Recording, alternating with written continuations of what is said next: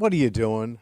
I was ready. Do you enjoy this? Is this fun for you? Is this what you're going to do Is this now? fun for you? Everything's How all you ready do? to go. We get this all set, and then you show up. Hey, I'm here, guys. And I F it up. And I F it up. It's a Wednesday morning. You're hanging out in the break room. Rochester's Classic Rock, 96.5. WCMF. How's it going, buddy? Pretty good, Shut buddy. up. How's it going, female buddy? Doing good, buddy. 63 degrees right now. Going to be around 80. A little bit of a shower this evening around dinner time, depending on where you are. But it should be a pretty nice day. Okay. We got that going for us. A little bit of rain. But they do say, Tommy, when it rains, it pours. That's a great line. Write it down. Write Yeah. it down.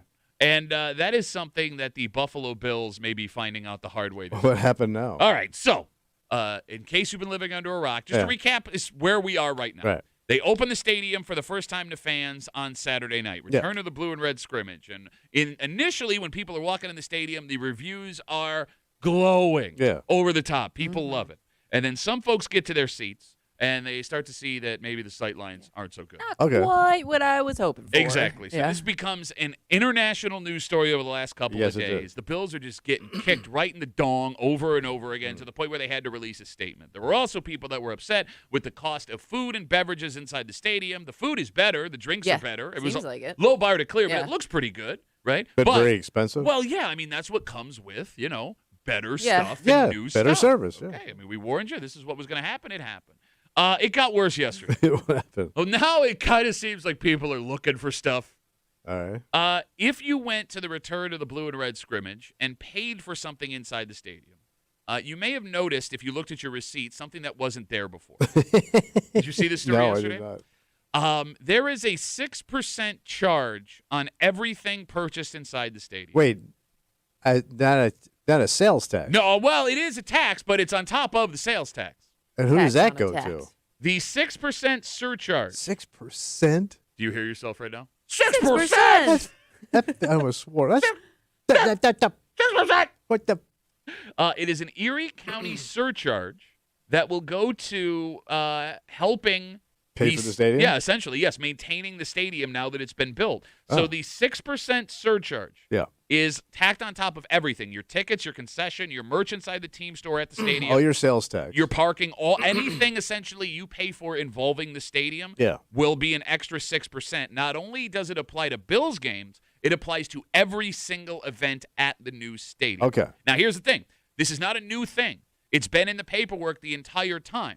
But it's now coming to the forefront because people went and bought stuff in the stadium, looked at the receipt, and went, wait a minute. Yeah, no kidding. That's 6%. That's a whole 6%. So when I go to buy, let's say I go just buy a burger there, right? Yeah. And I use my card, and then you go onto the machine. Does it also give you a spot to tip? I don't know. I was not there on I'm Saturday. assuming they probably have it. Well, so here's the thing. You're right. Because Why would you not put it in there? Usually, yeah. So in the old stadium, and I assume they're going to do the same thing in the new stadium, instead of paying employees to work the food vending, they invite in volunteers. Yeah. Back in the day, right? No, this is still this a has thing. been still up a- until the last day at the old stadium. And I don't know why they change it now. Yeah. So the people working there, they're not employees of the Bills or this food company. Yeah. They are like the Brockport baseball team or the Clarence youth soccer They take facility, turns, yeah. right? And yes, the tips that you leave them go to their charity group. So I wonder if that hurts that because now I'm getting whacked 6% on this. I'm going, yeah. It could. How much am I spending on a goddamn sandwich? How many surcharges are going to be on food? Well, But I also wonder, isn't some of it like grab and go, so you're doing it yourself? yeah, they have gotten rid of. So, I mean, that would also take that away, Yeah. too. Well, and on top of that, everything is more expensive. Yeah. So that's just going to Yeah. naturally keep Sure. people from being generous. Although if we're drinking, who knows how generous Yeah. we get. But all right, so just to be clear, Yeah.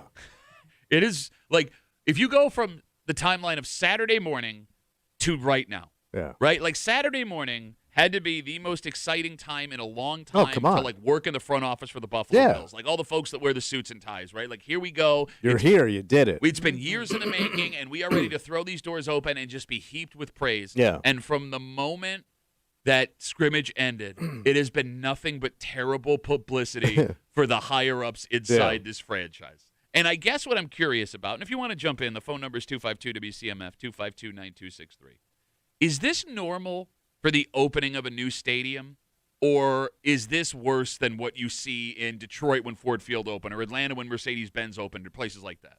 Well, didn't the stadium in Atlanta, the roof didn't work. The old. The Mercedes Benz. The oh new. yes, the new, Yeah. yes, Remember, you're right, because yes. it's got that weird kind of like opening to Yeah. it. It's like a brown eye. Yeah. Yeah, it kind of is. It's a yellow sphincter. Yeah. I do remember with the Atlanta one of the criticisms was the fact that they put Chick-fil-A Oh, yeah. Oh, in yeah. the stadium, and Chick-fil-A isn't open on Sundays. Well, it's the same criticism of the New York State Thruway. Like Yeah. Sundays when I want to Right. get something to eat, they got Chick-fil-A on the Yeah. Thruway system. It's not there. I mean, like, if you look at the old stadiums that were replacing, Yeah. the new stadiums that replace these old ones, like you had the Pontiac Silverdome in Detroit, Yeah. outside of Detroit, but like that was kind of a hunk of junk, and people had to drive out to the suburbs. This was Yeah, it was way downtown. out there. It was a better option, right? Atlanta, the Georgia Dome there was in a bad way. It was just a cookie cutter stadium. You know, I don't know what it meant to people. This was new and fun. Yeah. I think the reason we're seeing so many problems, at least public perception problems with this new stadium, is how beloved the old stadium was. Yeah. Yeah, Yeah. okay. Yeah. Because it was the last of that old style of And- stadium. You could that and Arrowhead, right? Where you just went and had fun. Yeah, I can't believe they're getting this. So for those who didn't hear, the Chiefs have now agreed to move. They play in Missouri. They are going to move over the border, play in Kansas, and Kansas is going to build them whatever they want, a brand new stadium. I had the pleasure of going out to Arrowhead. Yeah. It was built the same year the Bills built New Era Field, Denrich Stadium. Yeah. It was immaculate. Yeah, you said it was took good gorgeous. care They of it. took unbelievable Yeah. care. There's a museum inside. It was. I felt because I've watched that. That stadium's very unique looking. Yeah. Yeah. And I've seen it Yeah. on TV my whole life. It was such a great experience, and like my heart broke a little bit. Yeah. For Yeah. the people in Kansas City, like you're losing this Yeah. cathedral of Right. football. Yeah. Right. And I'm gonna guess. And you're giving it to Kansas. Yeah. I don't know, man. Like Yeah. I know everything has to move forward, and time is unstoppable.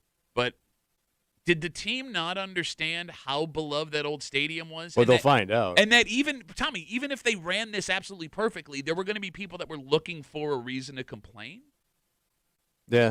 How do they not see that coming? I know. So there's only like 3 or 4 shrines of stadiums down this country, right? You got Lambeau, Yep.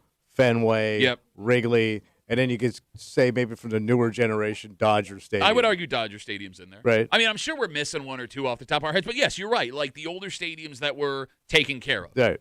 Yeah. But I mean, I'm going to sound like an old man like you. 6%.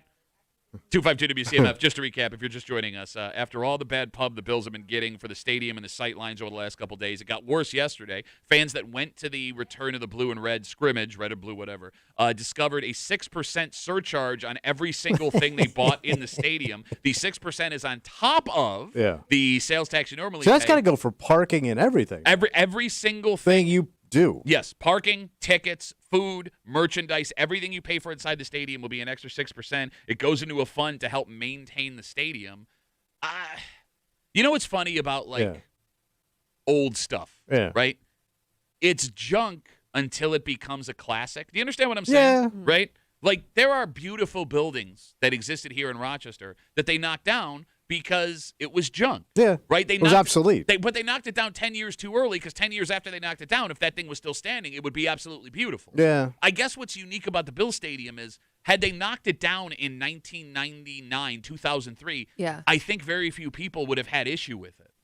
So I you think it's more the timing? Yes, I think that they waited too long. Like once you hit 50 years of something, Yeah. Now we're too connected. exactly. All Like right. it's built, Too much into the community. and not only is And it, you've also put more money into it over that period of time too. I don't know if that's also part of the reason why you kind of felt like it would stick around longer. yeah, but that's like a loss leader, right? Like Yeah. you're going to have to pay to maintain it. I guess what I'm saying is, if they would have destroyed the old Highmark Stadium Yeah.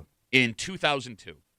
All of the other stadiums that looked like that were being destroyed at that time. Okay, so it was kind of common. Yeah, and it's like, hey, why don't we have something new and cool? The fact that it was one of the last ones left like it Yeah. is what made it unique.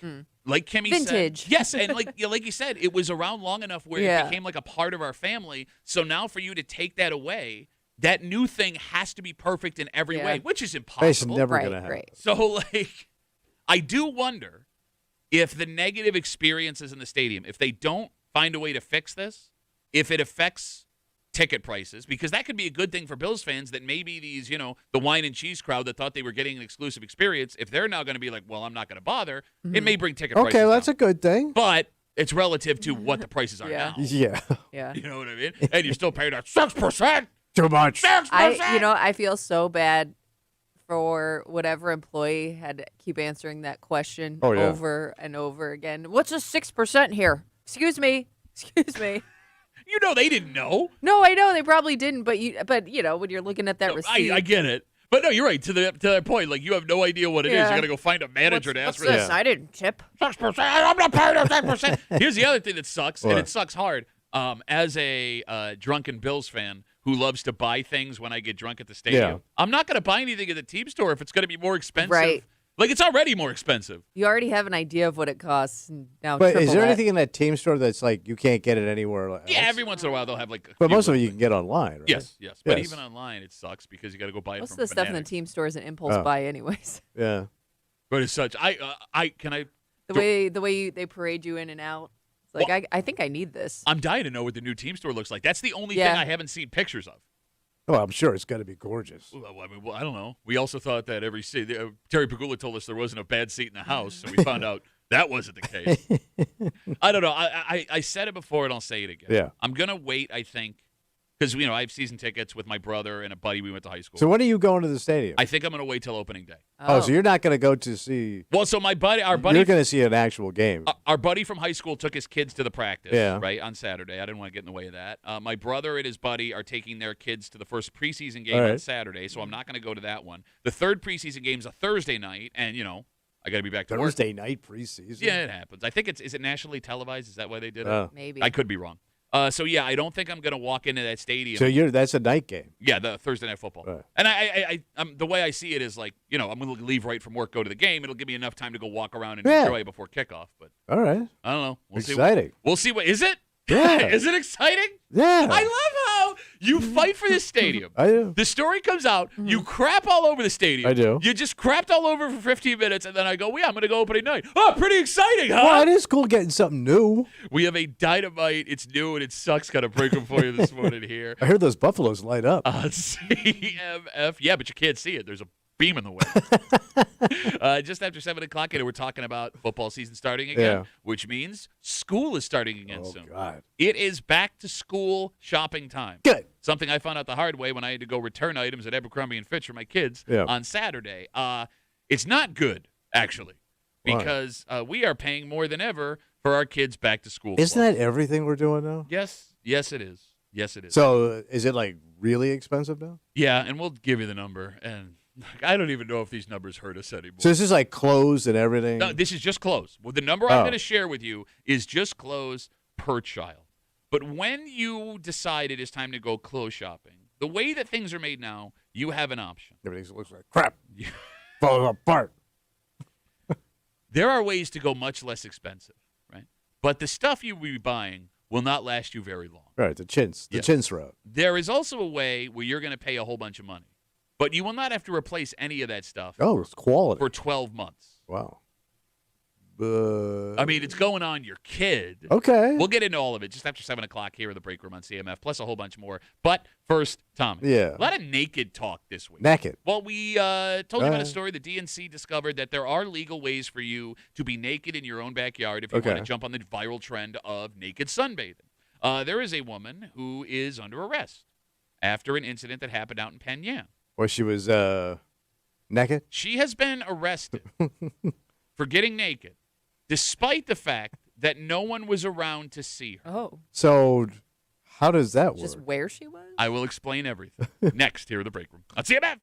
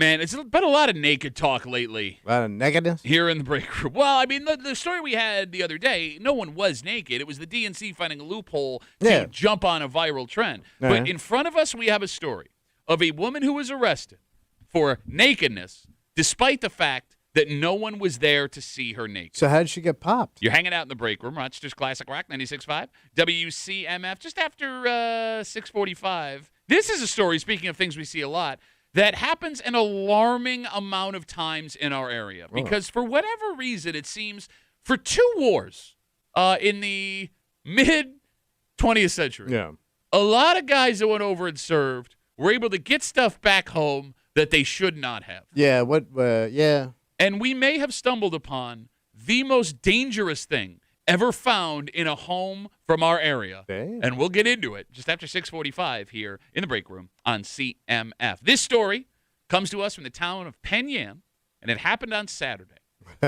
According to authorities, they got an early morning complaint involving a 53-year-old woman. Whoa, honey. That's some long stretch for some penyan poontang. What? You heard him. Penyan poontang. And I quote, that's some long stretch for some Penyan poontang. So police say someone had a doorbell camera set up in the hallway of their apartment. Wait, okay. And that camera no. caught this 53-year-old woman taking her top off in the hallway. Okay. So she was like going into her apartment or coming out of her apartment.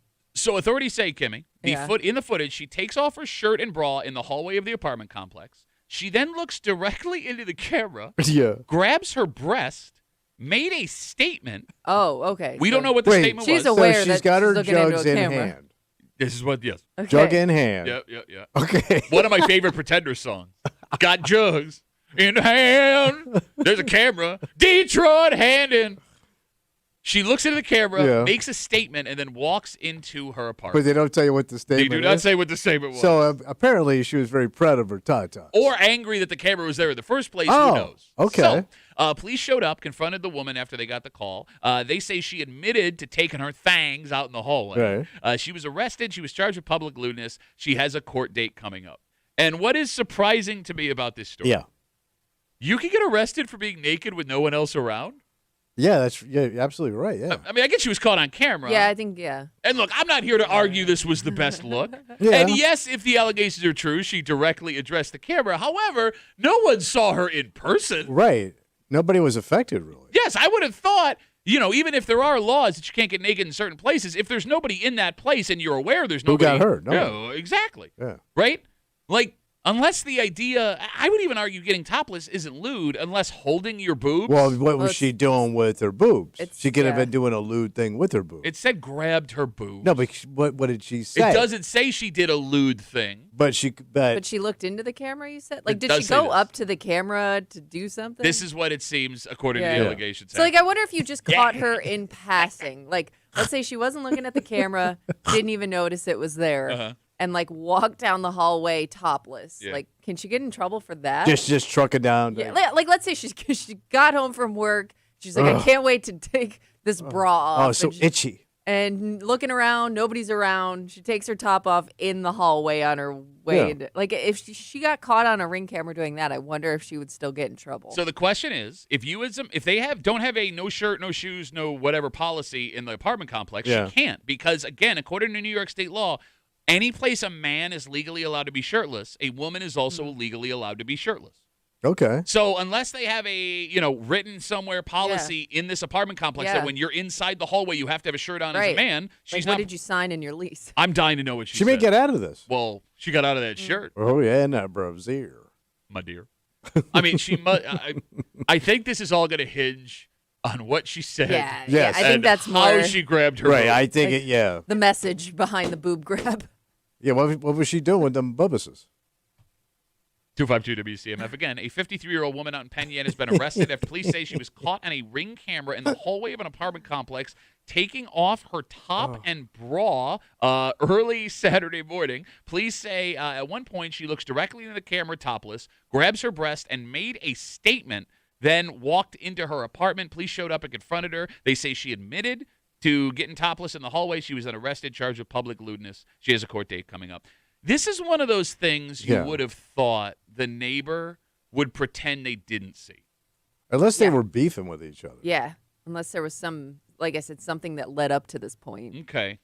Like, you think, like, they would have seen this and not made an issue out of it. I mean, look, it's the middle of the night on Yeah, a yeah, Saturday. yeah. Lord knows what this woman was up to before Yeah. she got home. Oh, yeah. Right? If she's loaded. I would almost give her more of a pass then. You Yes, know that's what what I I'm mean? saying. Like, I don't know. Like, if she's been out getting after it. Like, the this story, isn't her normal self. I mean, I would just find it funny. Same. Right? Same.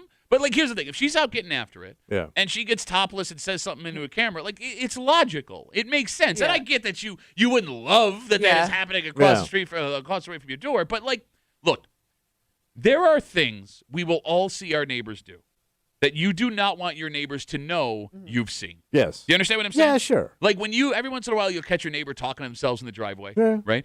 You'll see arguments happen between spouses. Oh, yeah, a that little fussing and feuding. there you go. Like, I would have thought seeing a neighbor naked would be one of those things I would keep to myself. Because for as long as these people now live across the hall from each other, two things will be certain. Yeah. One, your neighbor has seen your nipples, and you know they have. Yeah. Two, you are aware they called the cops on you. Yeah. You get it? Yeah, it's because I've seen neighbors naked twice in my life. Okay, let's back that up. What? What? Yeah, so I've seen neighbors naked twice in my life that I remember. Like On on purpose? No, I was just like, I was, well, I was Like, just, in the hedges. Saw them in the window or something. So saw one in the window Okay. at this condo I lived at, and Uh-huh. they were going at it on the bed as I walked by, Oh, and drapes were open. I'm like, God damn, man. And like, I was almost like, did I see that right? Okay, all right. Let me And- check again. As he presses his face against the glass And then there was and that, makes an unknown statement. and then there was the, when I was living in Cornhill, Uh-huh. a How you going to say this into a microphone? couple of people were having some fun out in the backyard. What kind of fun? Like, whether they were playing, like, Twister? No, they were playing like, what's the opposite of Twister? Knobber. You watched a dude get a knob. Yes. And again, I wasn't even going to Okay. call the cops. Like, what would I even say to the police? Well, you call the knob cops. Knob cops? What you gonna do? Knob patrol. Were they like trying to hide? No, or they were just out, in the out open? there. Okay. On a blanket. He was Ah. getting a knob. Okay. Yeah. Wait, he was getting a backyard blanket knob. All right. Blanket out knob. Dog in the backyard running around. Knobberino. Oh, they were And- in their backyard. Yeah, Oh, it was so- an Italian knob. It was a knobberino. Oh yes, very nice knobberino. Oh, he's a Vinny Knobberino. Ooh, it's a knob. It's a knob. Ooh. Nobody got that joke. So yeah, he had like the high privacy fence because I was on the second floor, Ah, okay. so you couldn't see unless Okay. you were up. Gotcha. Yeah.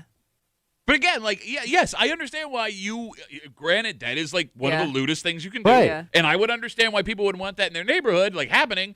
I'm not going to say anything No. because I don't want them to know I saw them I getting know. a And knob. that dude's I don't having a want way them to better know that Memorial I Day. know. Yeah. Yeah.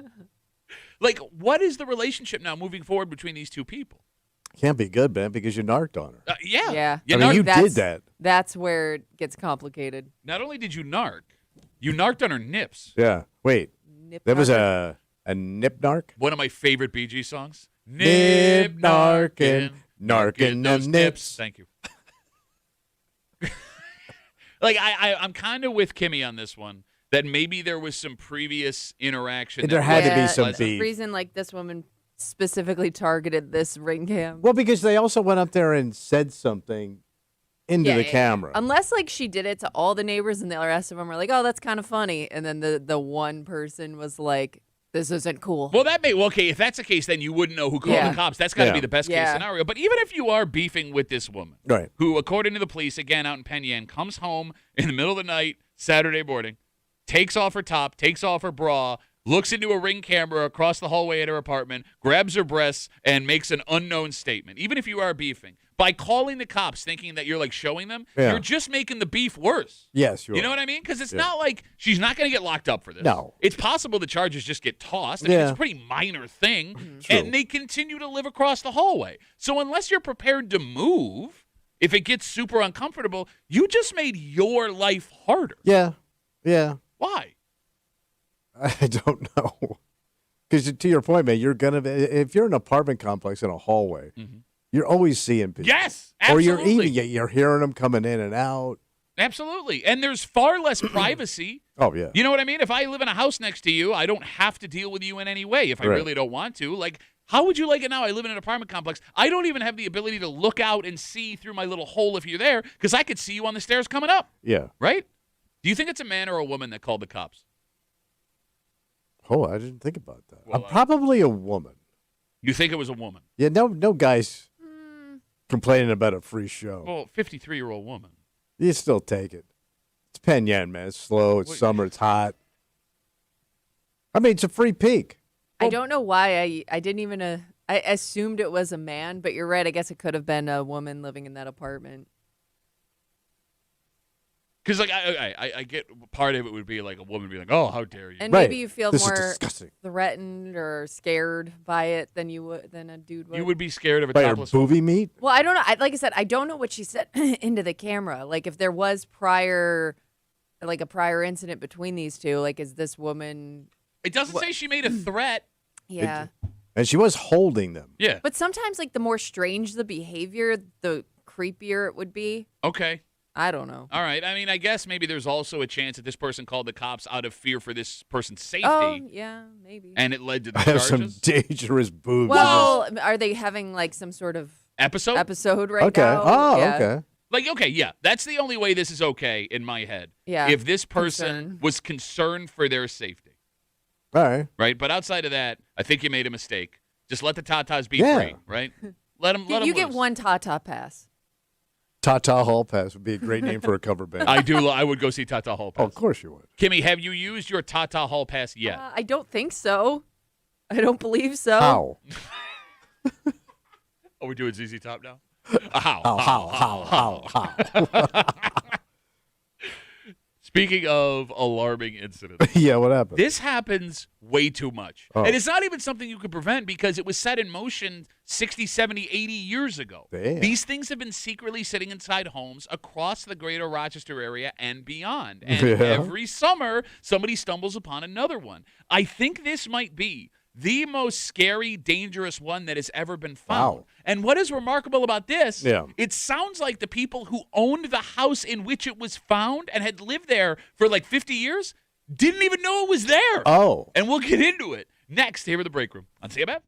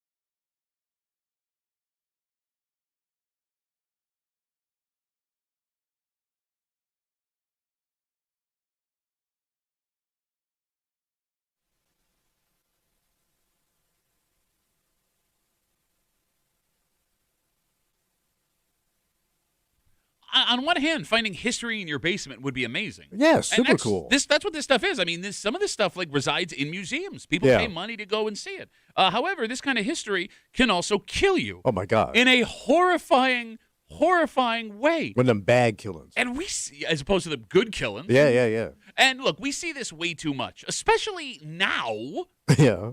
based on the timeline that is in front of us. But what is remarkable about this story is it seems that the people who lived in this house for like 50 years were completely unaware that it was even there. So they're not the original owners of this dwelling, of No. which they've lived there for 50 years. Bingo.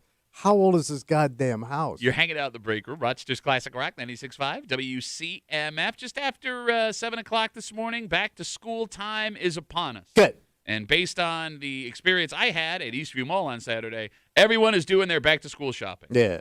If you have to go and get your kids' clothes, I got some bad news. Cough it up, sucker. We, on average, are going to pay more than ever for our kids to go back to school. And again, that's not surprising. Everything costs everything. That's now. crazy, Pat. But there is the ability, if you so choose, to spend a little bit of money now and save a fortune on what you could be spending. Oh. It's just you're going to have to do that again in 2 months, and another 2 months, Wait. and another 2 Why? months. Why every 2 months? We'll get into it just after 7 o'clock here in the break room on CMF. So this story went down just east of us. Mm-hmm.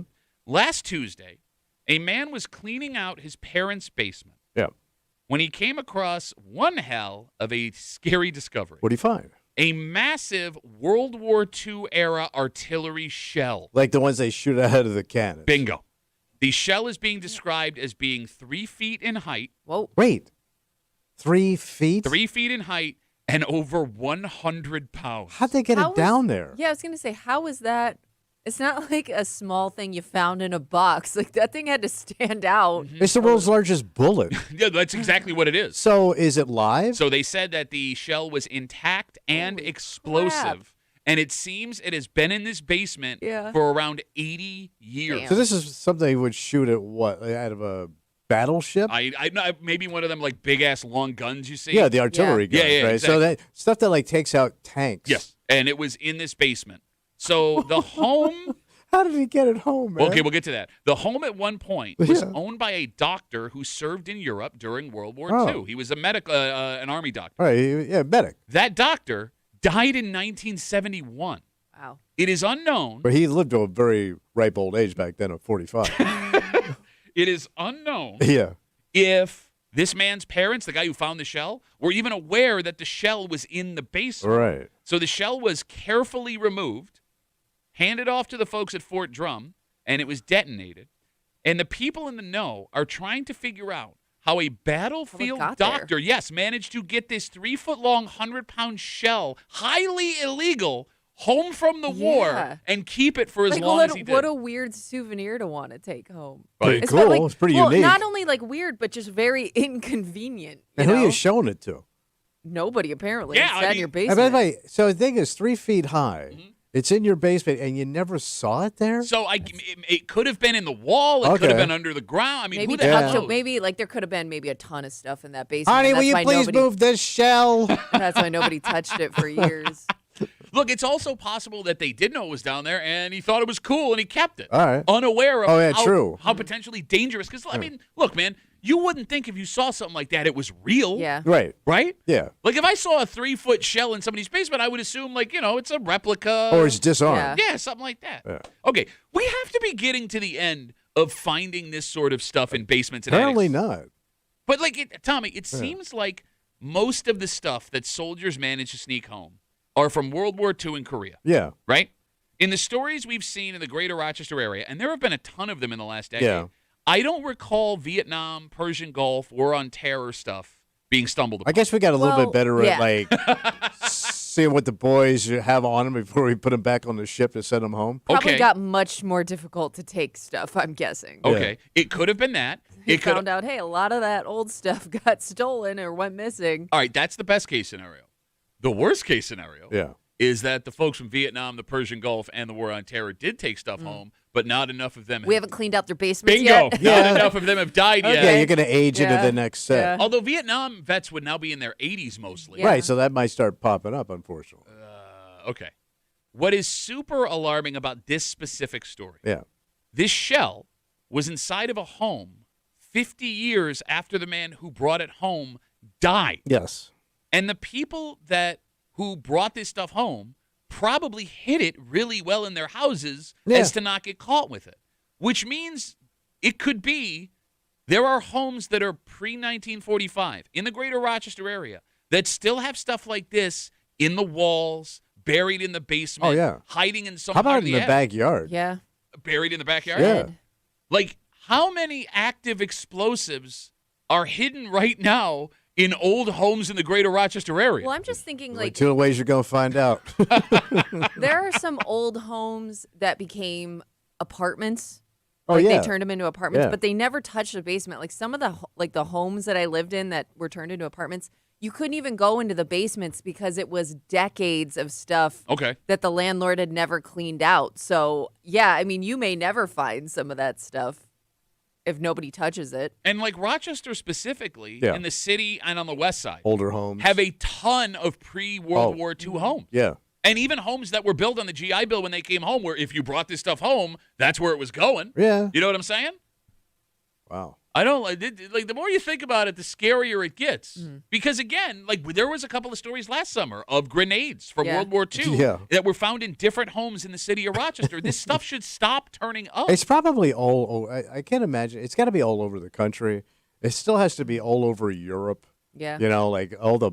Well, Europe, I get because like, right, but like it's got to be all over the place. Well, no, I told you that when we went to England for that Bills game. Yeah. You know, look, there are certain emblems that just invoke a reaction based on what you know about them. Yeah. The swastika would be one of them. Yeah. Sure. And like you don't see swastikas in America. At least ideally you don't see swastikas in America, right? Like it's in a museum if it's anywhere.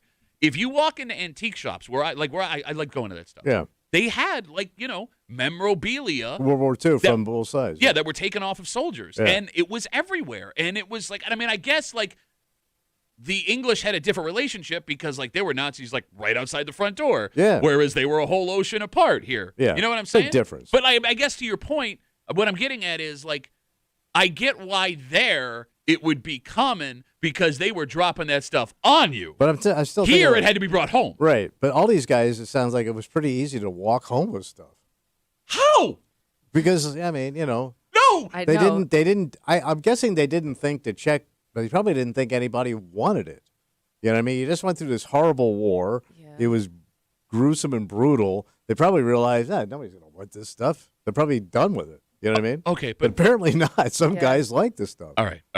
Well, I want you to just Yeah. walk through this with All me. right. All right. Again, a 3-foot-long active artillery shell from World War II weighing over 100 pounds was just found in a basement of a home just east of us. The home was being cleaned out by a guy who it seems like his parents had moved out of the house. They had moved into the house in the early 70s. Before that, the home was owned by a doctor, a battlefield doctor who had served in World War II. It seems that it came from this guy, which means either this new couple had lived in the home unaware that the shell was in their basement, Yeah. or they knew and just didn't tell anybody about it. Tommy, you can't sit here and tell me nobody was concerned that weapons were coming home. Well, it doesn't seem so because a lot of them got out. I mean, if you could get a 3-foot But weapon. artillery shell. All right. That's the size of a scuba tank. I, right? mean, I don't even know what you pack that in. That you would have to get on a troop ship or an airplane to come home. So Barbara, Or did UPS used to ship that stuff for you? Barbara writes us on Instagram. You're not that far off. Duffy on WCMF, he says, back then, especially doctors, you were allowed to ship stuff home inside a Foot Locker that wouldn't be checked, and this would easly fit inside All one. right, that would make sense. All right, but if this is explosive, you put it in a Foot Locker? Yeah. And anchors away, boys. Well, I guess pretty if selfish it move. If it went up, you could just blame the Nazis. yeah. Oh, they got him. Yeah. The other thing about it, like, Yeah. I don't know, man. Like, this isn't still happening? Is it still happening? Like the guys are like now serving, bringing stuff home? I mean, like, you know, we may be on the precipice of boots on the ground across, you know, in the Middle East. Yeah. And that's a possibility right now, Yeah. right? Like, just getting out of the war on terror a couple of years Sure. ago. Like, was that happening then? Because to sit here and go, well, we buttoned it all up would be a pretty naive thing to say. I guess. Yeah, I you know, with metal detectors and everything, like, how do they go home? But there's a... I mean, some of these guys go home on commercial flights. Okay, For those that have served that were, in combat, 252 WCMF, when you came home from overseas, what is the protocol of checking you before you get out of there? Because I always thought they went on flights out of, like, Germany to here, like in regular airports. Okay. But maybe not. Maybe you go on a troop transport plane. Okay, but but on big but fat eventually, ones. like you take, I don't know. But even if you're going on like a troop transport plane, I would think they're checking those Yeah, guys. because they don't want that stuff on the plane. Exactly. Jiggling around. Well, they don't want those people to have it just coming back home. I mean, you don't just want to, let someone just, here's a gun, take it home. They've got to be buttoned up with this stuff now. Oh, okay. Guys your age kill me. Scan everything. I don't want to think about it. Therefore, it's probably fine. Yeah. It's probably totally fine. Like, what do they do with those weapons after they're done with them? I mean, Army surplus. Yeah. Oh. Like, because eventually. They keep using them. Well, no, but I'm saying, like, eventually, like, they're going to be. Obsolete? Or, like, break down. We got over something time. new, right? Like, what do you do with those old weapons? Do you give them to, like, a minor league country? It's like the Red Wings and the Nationals. You're going to have these balls. Oh, okay. I don't know. I'm asking. I always figured they just destroyed them. It says old Army weapons are stored in large warehouses for future reserves, given to local police or allied nations. All right. Recycled for scrap metal. All right. So all of it. End up in the cartel. Well, you never know where they're going to go.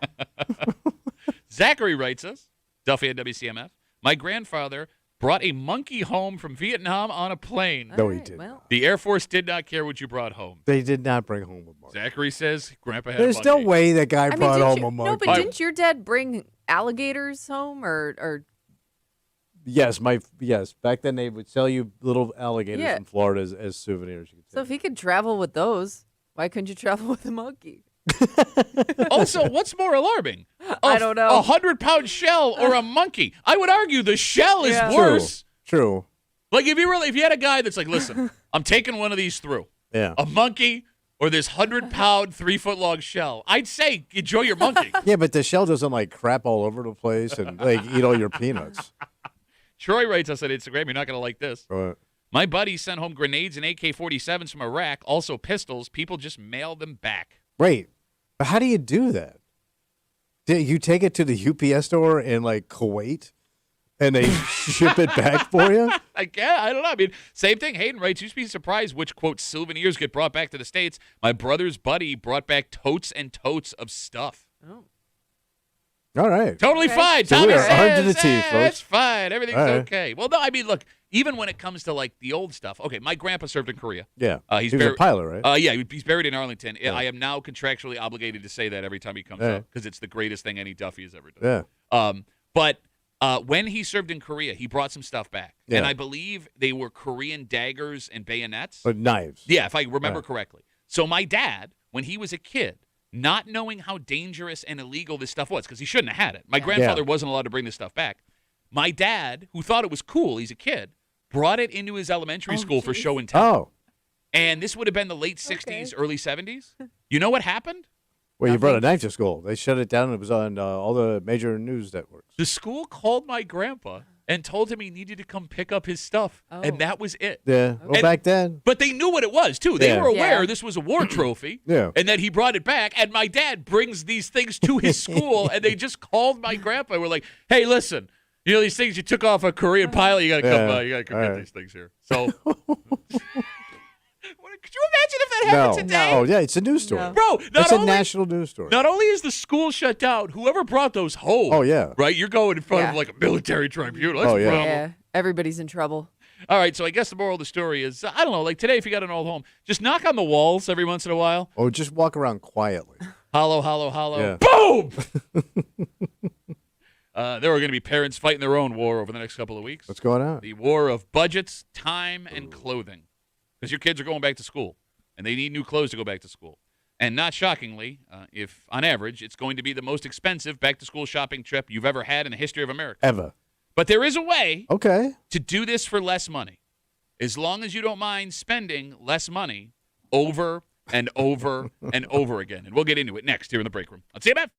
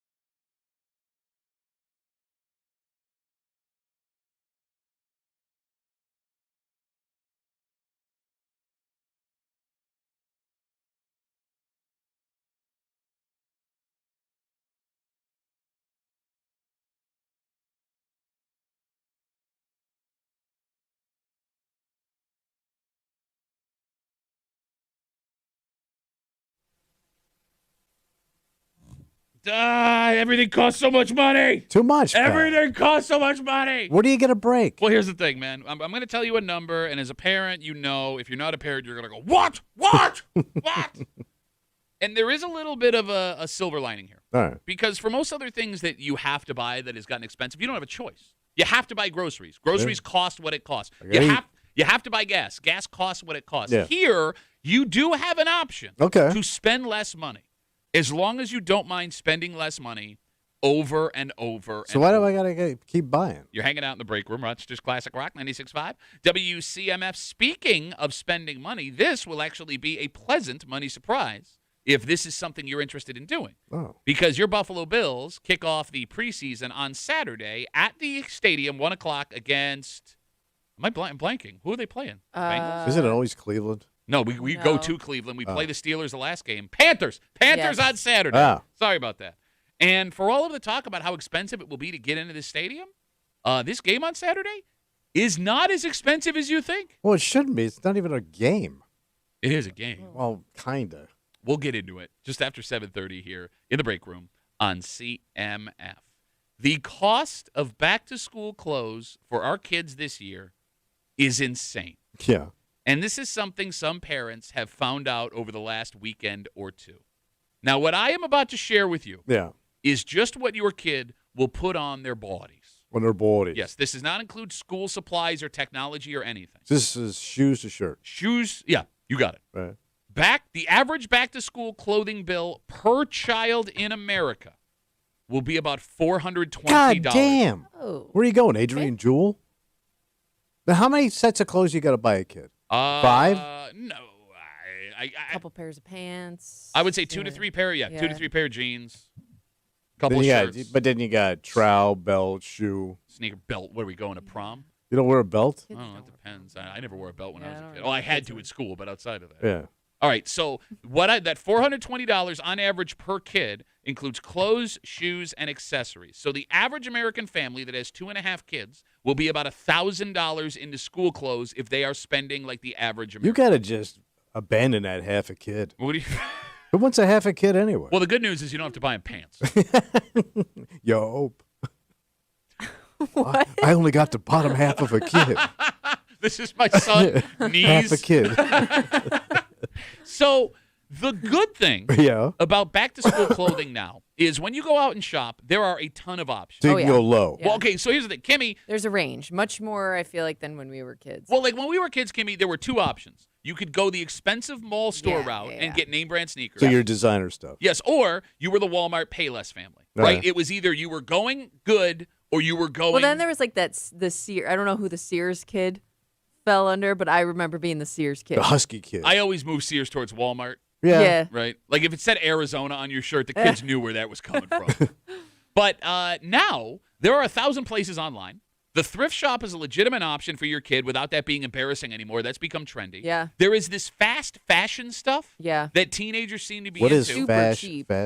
It's fast fashion? Fast fashion. So it's like trendier clothes, but it's very cheap material. So it's like crap. And sometimes like you order it from like these websites and it's not quite what it looked like in the picture, but close enough. Shein, Temu, places like that. Amazon Haul. Yeah, all of these things. Yeah. And like my daughters are into that stuff. Like they look at stuff online like that and they like But it wears out that fast? Well, yeah, so it does. How does a shirt wear out? You wash it. That's it? It falls apart? It'll shrink and start to fit funny. I'd be worried of what it's made out of. Yeah. Also a problem. Yes, legitimately. It's not great. So, like, the fight over cost when it comes to buying your kids' clothes is not anywhere close to what it was when we were kids. Because, Kimmy, I remember begging my dad to buy me something from, like, Aeropostale and him laughing in my like face. the little symbol on that shirt mattered. Yes, and the symbol doesn't seem to matter as much anymore. Because even, like I said, I had to go return that, the stuff for my kids at Abercrombie & Fitch. None of this stuff has logos on it anymore. So now the kids aren't into that stuff anymore? It doesn't seem that logos matter. Well, that's good. Not as much as it did. So they don't really care who made it. Unless it's athleisure, in which case the logo still matters. Oh, you're right. You're right. That's kind of Lululemon, Gymshark. What's the new one? Alo? Is that what I'm seeing? Yeah, I think it's a Canadian brand. Who knows? All right. So here's where we're at. All right. As a parent, when you go back to school shopping, there is a decision you can make. And the phone number is 252-WCMF, 252-9263. You can go quality. You can buy clothes that you know are going to last the year and they're not going to fall apart. All right. Or you can go quantity, where you get a lot of cheap stuff that, frankly, will fall apart. It's going to dissolve on you. Yeah. And that's the one thing that sucks about the whole fast fashion thing is sometimes you'll get lucky, and whatever shows up in the mail is actually a quality piece of clothing. But most of the time, you wash it one time, and it's destroyed. And sure, it was a quarter of the price of the other option, but now your kid wore it 3 times, and they can never wear it again. Yeah, so, but it sounds like if I have to keep rebuying it, what's the difference? Well, that's the question. 252-WCMF, what is the smarter play? Why can't you let your kid go out the door with a busted zipper? I mean, Also, just hold it closed and stay warm. Depending on what stage your kid is in, they could grow out of it before they even wear out the cheap stuff. So, if I don't know how many times you have to go clothes shopping as a parent of a kid that goes through a growth spurt. No, and aren't kids like really hard on clothes too? Like at any age? Yeah. Oh, yeah. Yeah. No, I thought it would be different with girls. I was wrong. No. Yeah. Like, my daughters just destroy their stuff. Yeah. Destroy their stuff. And, they're active, so fine, but, still cost me money. So, what's the better play? Like, a single pair of good jeans for 12 months that'll cost you, $100, or 5 pair of economy jeans that could cost you $15 to $30. Like, what's the better move here? And, do you hope to God that those economy jeans last a little longer than you thought they would? Are you okay with your kid walking around with holes in their jeans towards the end of the year? Well, you don't want the kid looking like a goddamn bum. Does it matter? I would say get the expensive stuff because you don't have to keep shopping. Oh, little rich kid says get the high quality stuff. Yes. Here comes the little rich boy in his quality jeans. Hi, Tommy Muley for quality jeans. But how much time does it take to take a kid shopping? And if you got to keep doing that, that's time you're spending doing that. Where if I could just do it once, it'd be done. Yeah, but that's easy. And it sounds like you're almost going to be spending almost as much with the cheap crap. You're right, but it's easy to say if you have $400 per kid on you right now. If you don't have that money, just throw it on plastic. Well, again, people are throwing it on plastic. Yeah. You eventually run out of room on plastic too. Yeah, you do. You do. I found that out. There's a limit. You know what parents really luck out? And I was also a kid that benefited from this. There were a couple older girls that lived in my neighborhood, and I'd get their hand-me-downs. Oh. And they bought the good stuff, like Express, American Eagle, like all the quality stuff that, like you said, had those important logos on it. Like I was Wait, you got all that? I got to pick through it. Whatever fit me, I was absolutely keeping. I bet it didn't rub off. I get the same thing from the Foltz family. Thank you, the Foltz family, for Yeah. supplying me with clothing. I wonder though, because there are so many ways, I guess, to resell some of those items, if people are still doing the hand-me-downs. And we even talked about how neighbors don't have those types of relationships anymore. So I wonder if the hand-me-down. Yeah, you're right, but I mean, this was free. Well, but no, something has shown up since then that has eliminated the hand-me-downs, the consignment shop. Yeah. So they unload it. So I'm not getting you're probably not getting those garbage bags full of clothes to pick through from your slightly older neighbors. Well, the consignment shop is also clutch too. Again, 252-WCMF. We're talking about how the average kid, just in clothing, shoes to the top of their head, will cost $420 in back-to-school clothing on average. So if you are the average American family with 2.5 kids, it's going to hit you for $1,000 if you are spending average money. The good news is there are now much cheaper options. You can order online, Temu, these fast fashion things. But as Tommy brought up, you don't know what these things are made out of, which probably isn't good. And they wear out super quick. So in the long run, you may actually be paying as much as you would have just buying quality clothes in the beginning of the year, but you need all that money now to be able to afford the quality stuff to make it last. Okay. Plato's Closet, they have a couple of locations here in Rochester. Right. My kids love this place. That's like used clothes. Yes, it's a consignment shop. Yeah. And there are most of it's name brand stuff that kids are into. It's great. It's less expensive than when you go to the mall, but to Kimmy's point, it wiped out the garbage bags full of free clothes because now the neighborhood hand-me-down. Yes, those neighbors can now put a little bit of cash in their pocket, taking that to Plato's Closet instead of handing it to the neighbor next door. All right, there you go. Back in the day, you used to just have to donate it or throw it out. Yeah. Right? The other alarming statistic that showed up in this study, 1 in 4 parents this year say they're going to use short-term borrowing to cover their kids' back-to-school expenses. Wait, different than a credit card? Yes, we're talking about things like Klarna and Affirm, where What like is you're that? buy now, pay later. Exactly. Okay. Yeah, where you buy it and you break the payments Oh, you up split into the payments? yeah, up. like once a week, 4 weeks, 8 weeks, whatever, right?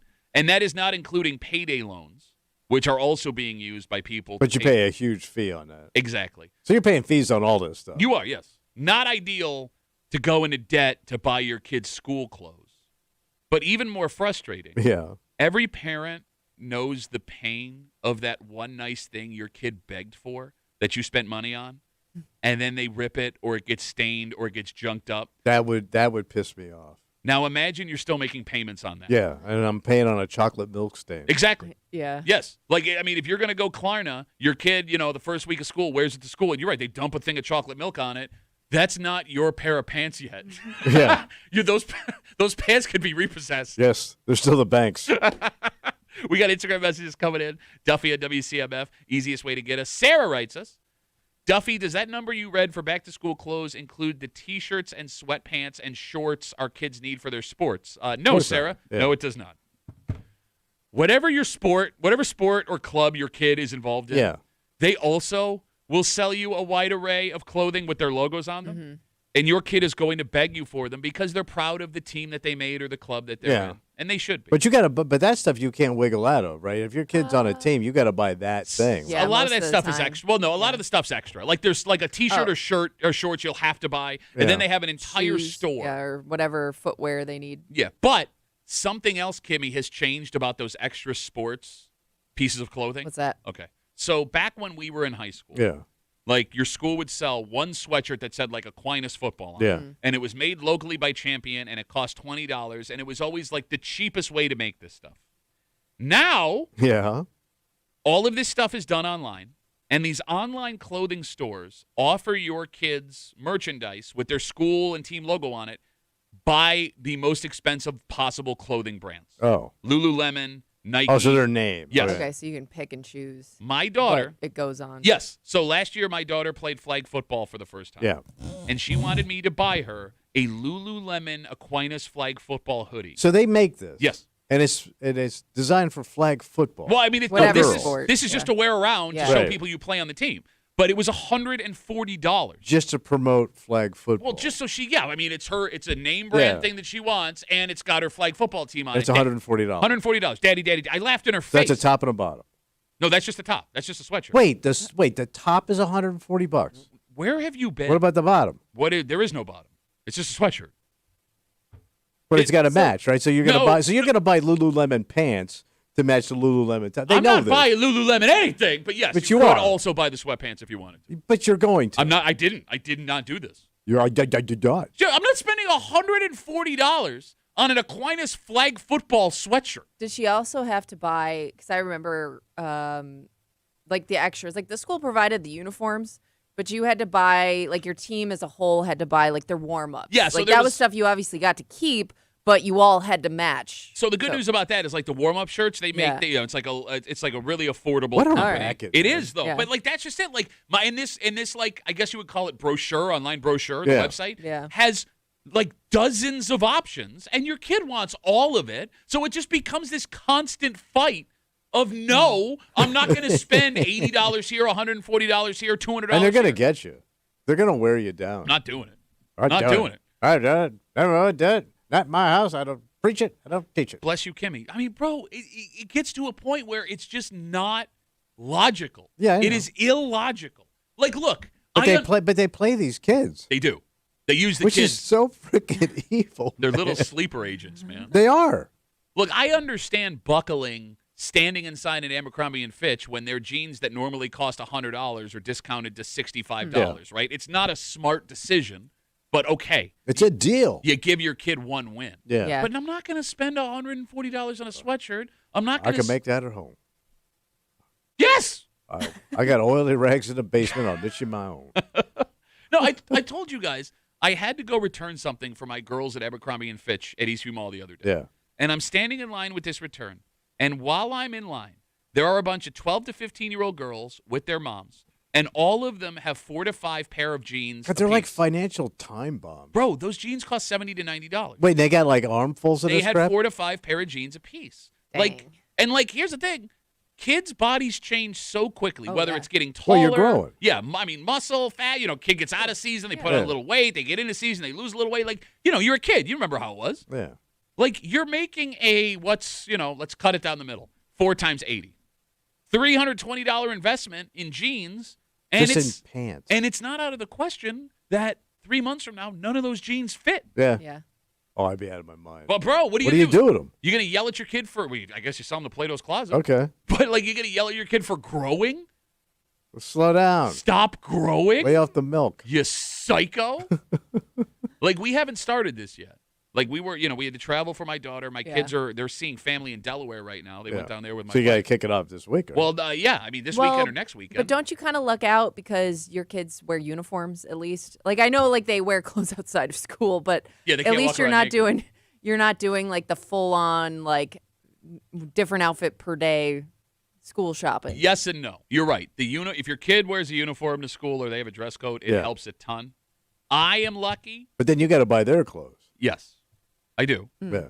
But I'm also lucky where both of my kids play sports. Yeah. So they like kind of just hanging around in loungewear. So like the stuff they already have, that's what they want to keep. Okay. Like in the past, Yeah. I haven't had to go and like spend money on like really expensive jeans they wanted. Right. Yeah. Or, like, high-end sneakers. They don't seem to care about that kind of stuff. They love the thrift store, which is great. Okay. But every year brings a new challenge. Sure. So I am worried that, like, my oldest has a new friend that, like, got something that she also wants. And Well, now that's it's how it gonna works. Change their whole And personality. if she starts dating, she's going to want clothes, right? She's been dating. Yeah. I don't know. I don't think she cares about that. Oh. As she goes over to her boyfriend's house, she's just in her, like, Okay. hockey T-shirt. Whatever. This is what you get. Take it or leave it, bro. Whatever you want. More Instagram messages coming in. Duffy on WCMF. Duffy on WCMF. Easiest way to get us. Oh, boy. Right. Uh-oh. Bob writes us, I did not go shopping with my wife and daughters last weekend for back to school. I should have. Between the two of them, they spent $1,400 in 3 hours on back to school clothes, and my wife said they still need to get sneakers. Wait, they weren't finished, and that's 2 kids? They spent $700 a pop. kid, and they haven't even And gotten. they don't have airline tickets. I mean, but I get how you could do it. Yeah. It's not that hard. Once you start shopping, God damn. you start grabbing a couple of things, and all of a sudden, Yeah. $700. That's a Hey, you're not even at Christmas yet. I'm thinking about this. You still got to go get them Christmas gifts. I don't know what I would do if my wife told me she spent $1,400 on the kids for back to school. It would take all of my patience. Are you sure she hasn't? I guess I'm not. Yeah. Especially if you're doing a little bit overtime. But they spend too much time at a thrift shop to get to $700. Because that's the discount Maybe. stuff. Yeah, you could buy all the furniture and still only be like $400 in. Like, it would take every ounce of patience I have as a man to not melt down. Oh, I think you're allowed to. I think at that point you're allowed to melt down. It's a fight. It's not. It's you a can fight melt now. down, but what's done is done. You're not returning the clothes. I just think for your mental wellness, you got to let it out. Well, and then cause a fight that's going to last for a long time with both your wife and children. We're gonna get there eventually anyway. Aren't we gonna? At some point, we're gonna throw hands. Yeah. Well, Jesus Christ. I would love to see a study before we move on here, right? Like, I only live in the world of daughters, and I would have assumed that buying back-to-school clothes for girls was more expensive because they care more. But, like, boys will probably wear clothes out faster. But don't boys also now get into how they look? Did you just ask that question? There's the rise of the dandy boy. Did you just ask that question? The fancy pants boy. Man who's been teasing his final Thursday outfit for 3 weeks? Oh, my athleisure. No, like, I would love to see study-wise if Yeah. it costs more in the long run for clothes for girls or for clothes for boys. I bet it's close now. Yeah, I see parents like in Lululemon buying like their teenage boys the same stuff. Why would you buy Lululemon for a teenage boy? He's going to put a hole in that. Oh, I would kill He's him. gonna drop ass in that constantly. What? I'm not buying you anything where that's gonna be ass dropping leggings. And you know what sucks for boys now too are those super baggy jeans are back in, and I think the price on those has gone way up. Well, it's so much denim, Kim. That's what I mean. You're buying 3 pair of jeans in one. But I can't imagine those flappy ass jeans coming around. They're Flappy back, baby. jeans are expensive. Flappy jeans are back. I saw the flappy jeans. I also saw the wide leg jeans. Yep. Yep. Those look ridiculous, man. You look like you're in the circus. again, Like you should be on a unicycle. you're wearing maroon bowling shoes. Like, there are people that can criticize Those kids' look fashion. ridiculous. The ridiculous jeans. You're wearing UNC blue socks with maroon bowling shoes. Yeah, it's a new look. Is it? Yeah. Brand new. Only you doing it. Yes. All right, let's go from money that will hurt you Yeah. to money that might be a pleasant surprise. Fantastic. Because your Buffalo Bills take to the field. It's not a real game, but for their first actual, like, against another team game, preseason, 1 o'clock Sunday against Carolina Panthers. And if you want to go to this game, we've been talking about for the last however many months how it may be financially impossible for people without season tickets to get in. This is not the case. Nice. And here's the thing. When you are looking to buy tickets to a Bills game, it is like playing the stock market because prices rise and prices fall. Yeah. If you want to just get in to see what the stadium looks like, this weekend is your best bet. But if you are interested in real football, holding off this weekend and making I guess you would call it a gamble. Yeah. About week 1 may not be the craziest play. Oh. I'll explain everything next here in the break room. Let's see that.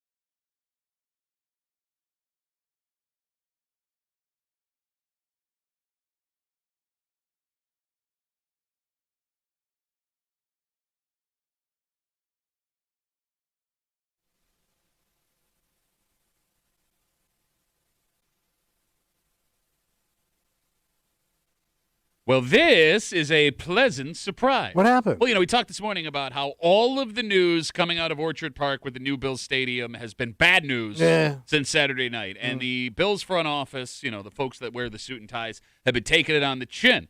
Yet despite that, ticket prices for the stadium to get in to see a game, still absolutely insane. Yeah. With the exception of something happening this weekend. What happened? And if, as we get closer to the game, these ticket prices are becoming, dare I say, affordable. Oh. Does that mean there's a little light open for opening night? How's that? You're hanging out in the break room, Rochester's Classic Rock 96.5, WCMF, just after 7:45, talking about tickets. How would you like to have the greatest seat ever for one of the most classic bands in rock and roll?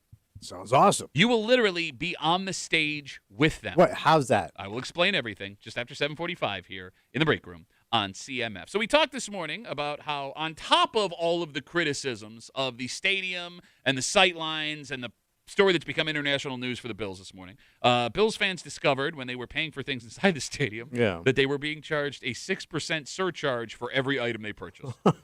And it's money that apparently goes into a fund to help maintain the stadium. It's been there the whole time. Yeah. But folks just found out. So that's even more bad press for the Bills, which they're not enjoying. However, there was a pleasant surprise for folks that may want to get in and see the brand new stadium. So what is it? The Bills' first preseason game is Saturday, 1 o'clock, the Carolina Panthers coming to town. And we know that ticket prices for regular season games are absolutely insane. Yeah. However, ticket prices for this game, that does not matter, are much more reasonable. Let's say you're someone that wants to just get inside and see what it'll be like on game day. Go look around. Right now, for Saturday's game, you can get a 300 level standing room only ticket for $75. Wait, standing to watch a non-game? Preseason football, standing room only. Which is a non-game. Oh, also, the ticket is obstructed view. Wait, I'm standing. Yes. That's no such thing. That's how I poorly, could just kind of do no, this. that's how poorly the Okay, stadium it's- was designed. Is it in the bathroom? Do I have to stand at the urinal and just listen with a cup to the wall? I'm not making this up. That's it says impossible. 300 level, standing room only, obstructed view ticket, $75. And here's the thing. You can't even see how obstructed view it is because there's no picture yet on Ticketmaster. So you don't even really know where. How does standing room only work, too? Like, do I have to stand? Like, Yeah, you don't have a seat. no, I'm standing, but I'd say I want to move a little bit over No, here. there's a designated area. Yeah. I'm not making this Yeah. up. So, like, there's a guy watching you? Yeah, there will probably be. Get back over there. Yeah, so every So stadium. you have to. I guess I didn't realize you had to stand in certain sections. Yes. Because I thought it was like one space. Like, I kind could of float for- around. Like, I'll walk over here for a I while. mean, you see if can I'm you over can here. walk around, but like if you're gonna be No posted standing. up watching the game, you have to be in a certain spot. Okay. So it looks like they're selling 3 spots behind Okay. every railing. Gotcha. And So that's, Are you're they, like, designated marked area. off? there could be a Like, little dot. this is your spot to stand? I have been to stadiums where they have little dots painted on the That ground, makes sense. and that's where Okay. you go, and that's how they. All right, God, so that would suck. $75 obstructed view, standing room only, 300 level ticket for Sunday or Yeah. Saturday. But you're in the building. Also, Hey, if, you're in. You're part I mean, of that's the really fun, the only man. thing you're paying for. You're paying to experience the stadium. if that's what you're looking Hey, look for. at your swollen ankles. Look, if you're looking for a seat, though there are seats also available for $75. They are the top row in the 400 level of the end zone. So you're in the tippy top. You got it. But $75 will get you in the building Okay. for Saturday. And look, that much money is absolutely insane Yeah. for the worst seat in a preseason game. I can remember in the old stadium back during the drought Yeah. paying $2 for a 100 level preseason seat, right? Yeah. But it's possible this is better than any other chance you will have to just get inside the stadium All this right. year. Only chance, yeah. For example, right now, the cheapest ticket for opening night against the Lions, the cheapest get in the door ticket. You want to take a shot? I'm going to save $500. $500. Kimmy, you want to take a shot? I think it's like six to 700. The cheapest ticket, section 432, row 26. So this is, again, when you say 400, that's the top of the Top stadium? of the top. That's as high as it goes. All right. $624. Holy cow. You're all the way at the top. Yeah, Yep. and that's the cheapest way to get in the building. That is $1,250 for opening night against the Lions if you plan on bringing someone with you.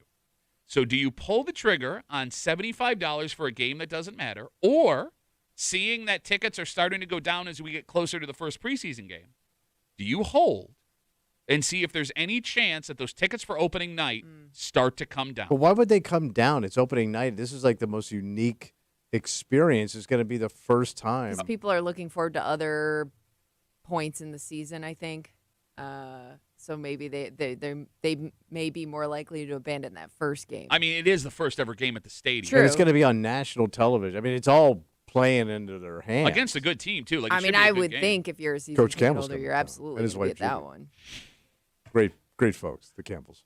Walk through this with me. Go ahead. The fact that the idea that these could come down for opening day, there are a bunch of resellers that moved into the old stadium. Do you get what I'm saying? Yeah. Meaning that you wouldn't be buying a ticket from someone that's not going to the game. You're buying a ticket from someone whose business is to sell you a ticket. Yeah. It's also possible that a bunch of folks who are planning on going to the game listed their tickets for ridiculous amounts just in case someone was willing to spend Take a it, nibble? All right. which drove up the price of the rest of the tickets, right? If it's mostly resellers that have tickets that are on sale at Ticketmaster for sale on Ticketmaster, it means if nobody's buying them, the prices will come down. But how much could they come down? I mean, it's never going to be reasonable. That's the question. Well, I guess my question is, what's reasonable for an opening night ticket for you? Well, yeah. I mean, what would you? Let's say you wanted to go. Yeah. What would you be willing to spend for opening night? I would say for my wife and I, we really wanted to go. She's dying to go. Mhm. I can't imagine. I would say $300 Per ticket. No. Together? Oh. Yeah. Oh, really? Yeah. Really? I know. I know tell that's you what, insane. let me show you some high school football games you could attend. Just as good. Hey, You couldn't these even get kids are that in coming the up. old stadium towards the end. Are you insane? That's all I'm willing to spend. $300. You make fun of me all the time when I bitch about the price of tickets and stuff. Oh, price out the little guy. And your answer was $150 a seat. Well, here's the thing. Like, my wife loves the Bills. She's a big fan. Yeah. I'm not in the same category. Yeah, no kidding. I'm casual. So she probably would spend more, but I would be like, man, I'm not. You go. Yeah, but you also want to see the new stadium. You want to see all the bells and whistles. Yeah, not for. Like, I can't imagine. So you're thinking like $400 a ticket would be a reasonable price to see a game. I in think there? most people, if you really wanted to get in the building, would pull the trigger at $400. Yeah, So you'd be like, $800 oh, a it's a couple. deal. Yeah. A couple. Yeah. Think about it. It's 33% off. I am of what thinking. we- I'm trying to think what other things we do that would cost us $800 for a night. But it's a it's literally once in a lifetime experience. It's the first ever game at this stadium. I know, but here's the. It doesn't do it for me. Okay. I would say let's just go take a tour. What's the tour cost? Well, are they doing done? that Are yet? they done building that other stadium yet for Tommy? What's Little bitch ass stadium. I love bitch ass stadium. Just doesn't do it for me. Doesn't do it. You know. You're looking live a little bitch ass stadium. I don't know, Kimmy, if they've started the tours, but those also cost money. They are. charging Yeah. for the tours. Yeah, but they're not going to cost me just to go walk around. We wanted to do one. I think when we were in Vegas, we looked into doing it, and it was way more expensive than we thought it was going to really? be. Yes. Just to walk around, look at the joint. Bro, these teams have. It used to be when I was on the road, I would take these stadium tours. Most of them were free. Bro, I can Not remember anymore. just walking in when we were on the road, like iconic stadiums that nobody stopped you. The doors were just open. Yeah, you committed a felony and nobody caught you. No, they didn't care. You don't think they cared you were Bro, I was walking like- around Notre Dame Stadium? I was standing like where Bobby Knight through the chair, and there was a guy mopping. Nobody said that. If Bobby Knight had walked in, you'd have been hit with so many chairs, bro. It would be an honor to get hit by an icon. 252 WCMF. Ticket prices are coming down for this first Bills preseason game on Saturday, 1 o'clock against the Carolina Panthers. At this moment, the cheapest ticket is a 300-level standing room only ticket with an obstructed view for $75. I know it sounds ridiculous, but that ticket like a week and a half ago was $150. If you want to sit down, the cheapest seat is also $75. That is the top row end zone in the stadium. But if these tickets are coming down, logic would also dictate, right now the cheapest ticket to get in opening night against the Lions is $624. It's possible as we get closer that ticket price starts to drop because there are a ton of tickets for sale right now on Ticketmaster. Do you want to guess? Let's play a fun game called Humanity's Collapsing. Can you tell me what the most expensive ticket for sale for opening night on Ticketmaster is, Tommy? Right now. What does it cost? So that would probably be like right on the 50-yard line type of. Give me a number. We'll tell you. I am going to say. So those are 600. The cheapest is $624. I'll double it, 12. 12. I'll Wait. double it. Okay, you're not serious. Your guess is the most expensive ticket is $1,200. Yeah, per seat.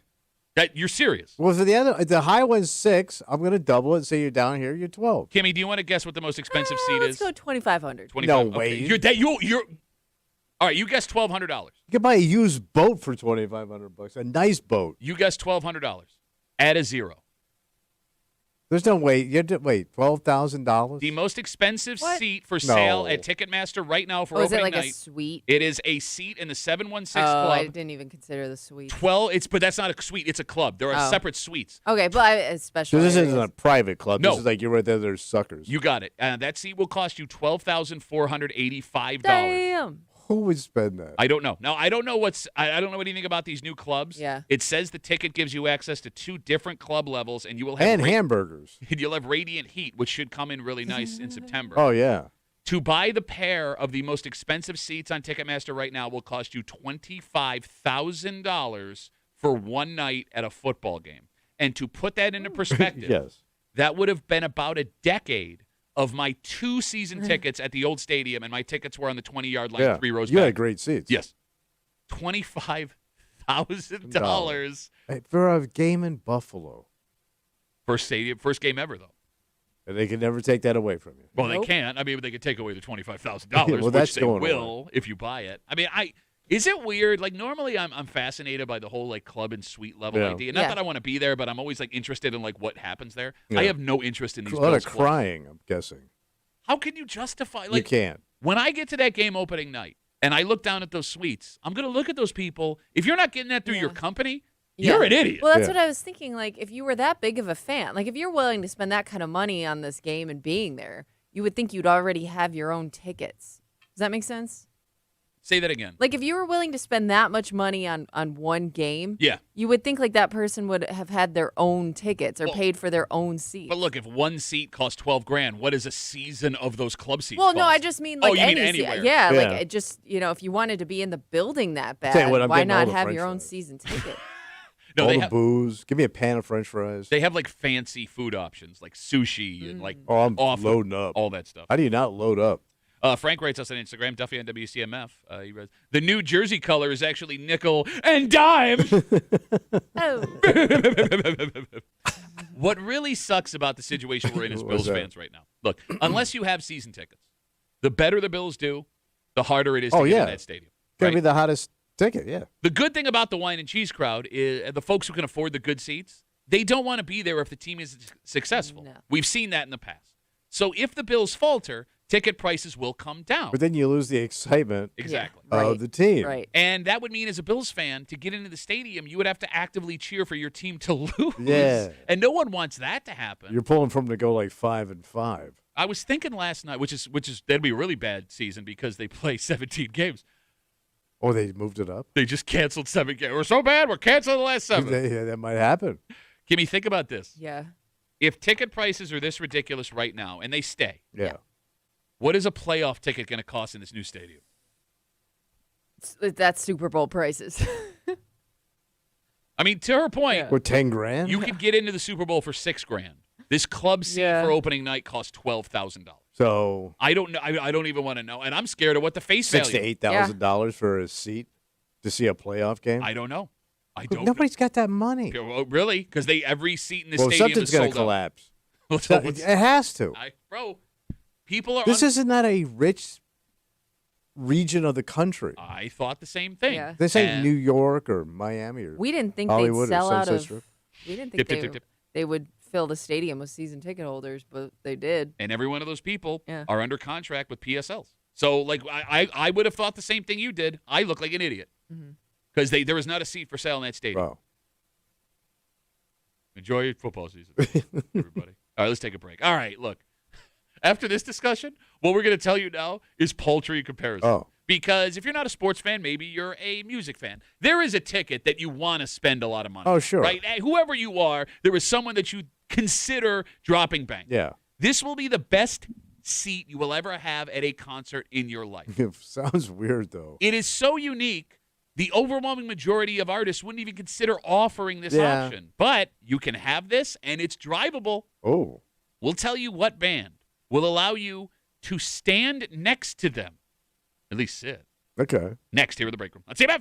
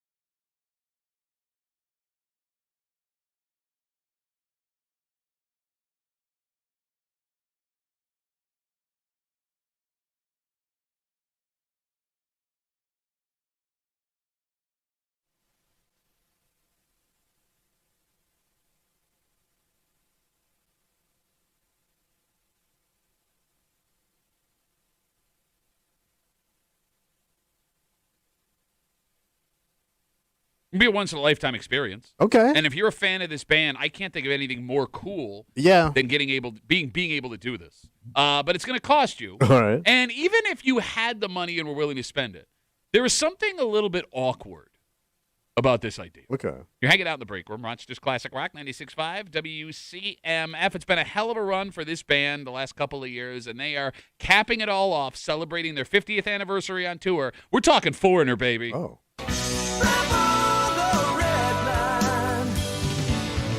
You're on your own. Red on the red light. But Well, they went so bad. I'm actually just as good as the guy that's doing I'm this. leaving the stage. So Foreigner is currently on their 50th anniversary tour. They have blown up again in popularity. They are making a fortune after their induction into the Rock and Roll Hall of Fame. Their music is being included in television shows and movies. It's popular again on TikTok. Yeah. Big deal. Okay. And they want you to be able to celebrate their 50th anniversary with them. So what happens? They are now offering what they are calling the Golden 50th Anniversary VIP Experience. This ticket will get you special reserved seats, VIP pre-show event including a photo with the band, a laminated pass, early entry, VIP concierge at the ticket, exclusive limited edition 7-inch vinyl single, special autographed and dated set list for the show you're at, tote bag, and a bottle of bourbon. Oh. You But- get a bottle of bourbon? A bottle of bourbon. Quite the How gift random basket. is that? Here's a bottle of bourbon. Man, do I get to drink it while I'm enjoying the show? I don't know. It sounds like something you win in a golf tournament. Here's a you're right. Yeah. Yeah. But none of that is the big draw of this ticket. So what's the big hook?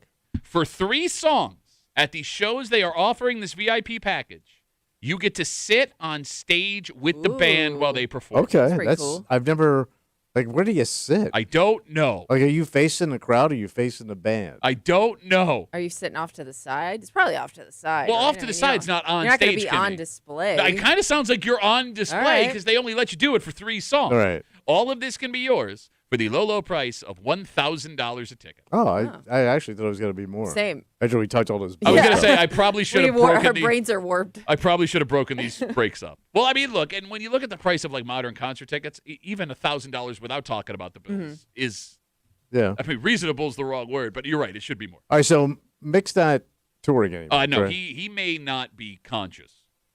He's that bad? Well, he hasn't been heard from. Oh. As not like they're hiding him, but yeah, he's sick. He's real sick. Well, we haven't seen Putin in a while either, but I think he's all right. And Lou does some shows, correct? So Lou will do some songs at some shows. Okay. So I know what you're Kinda. getting at. Do they kind of mix them in and out? Sometimes. Yeah. Well, you'd want the Lou one if you're from here. Yeah. Exactly. And But Lou doesn't want that. there is. I'll tell you why. Why? Because I go to that same Wegmans, Lou, like in the middle of the song. I saw you at a car show one time. You were really nice to my cousin. Yeah. Yeah. So you wouldn't know, I don't think, if Lou is going to be at the show Okay, you're you going don't- to be yeah. at, unless Okay. there is a schedule out that I Yeah. haven't seen that sees. But where if it's you gonna just be. want to take in a foreigner, that's a cool experience. I But guess. here's the problem. Here's the problem. Yeah. And I don't mean to speak out of turn because these guys are obviously talented musicians. Oh, yeah. And some of the guys in the band have been in the band longer than original members. But Foreigner, when Lou is not there, is now one of those what they're calling zombie bands, where none of the members are original members of the Yeah. band. So it's Gonna basically a sound cover great, band. but Yes. not quite. And here's the other thing. This is for obviously an older person. Yeah. So if you're a deep Lou fan, you're my age and up. Yeah. Excuse me. What? If anyone that likes rock music from Rochester Oh, loves you're Lou right, Graham. you're right. No, I mean, when I, Hey, you got to have the money to do this. You're old. This does scream like old guy thing to me. okay, fine, fair. You know, your ears may not be able to take being on stage with a rock band. I hadn't thought about that. Yeah. Yeah. That's a good call. Yeah. Well, I don't know. But isn't it kind of projecting Yeah, it out? would be louder so out. maybe I don't know, it's man, not because as you're right loud? next to all of it. Yeah. Okay. Depending on where they put you. Right. See, when you brought up old, I thought you were going a different direction. What do you mean? Well, like 3 songs for a rock band on stage would be about 15 minutes, right? Yeah. What if you got to pee? Oh, that's where that Bathroom bottle break. of bourbon is. Comes in here. You drain that and then you drain that. I mean, That bourbon is weird, man. even if they offered this for free, Yeah. it's a little weird, the idea of being on stage with the band. Because on one hand, you're right, like this experience would be the most unique thing ever. Yeah. If you're facing out looking at the crowd, you are getting a perspective that Yeah. only the top rock stars have ever gotten in Right. their lives. But you're also on display. Yes. You know what I mean? And the band also doesn't want this. Well, they're making $1,000 a person. I think they want. Yeah, but it's a distraction. But the guys in the band that are just session guys that are getting paid, they're like, Jesus Christ, man, I got to walk around this idiot in a folding chair. Hey, you're on my cord, man. You know what I mean? You know how it is. I don't know. It's like when anybody shows up at your job that's not doing the job, they're just there. Okay. It sucks. It's $1,000 a person. Yeah, but you ain't getting it.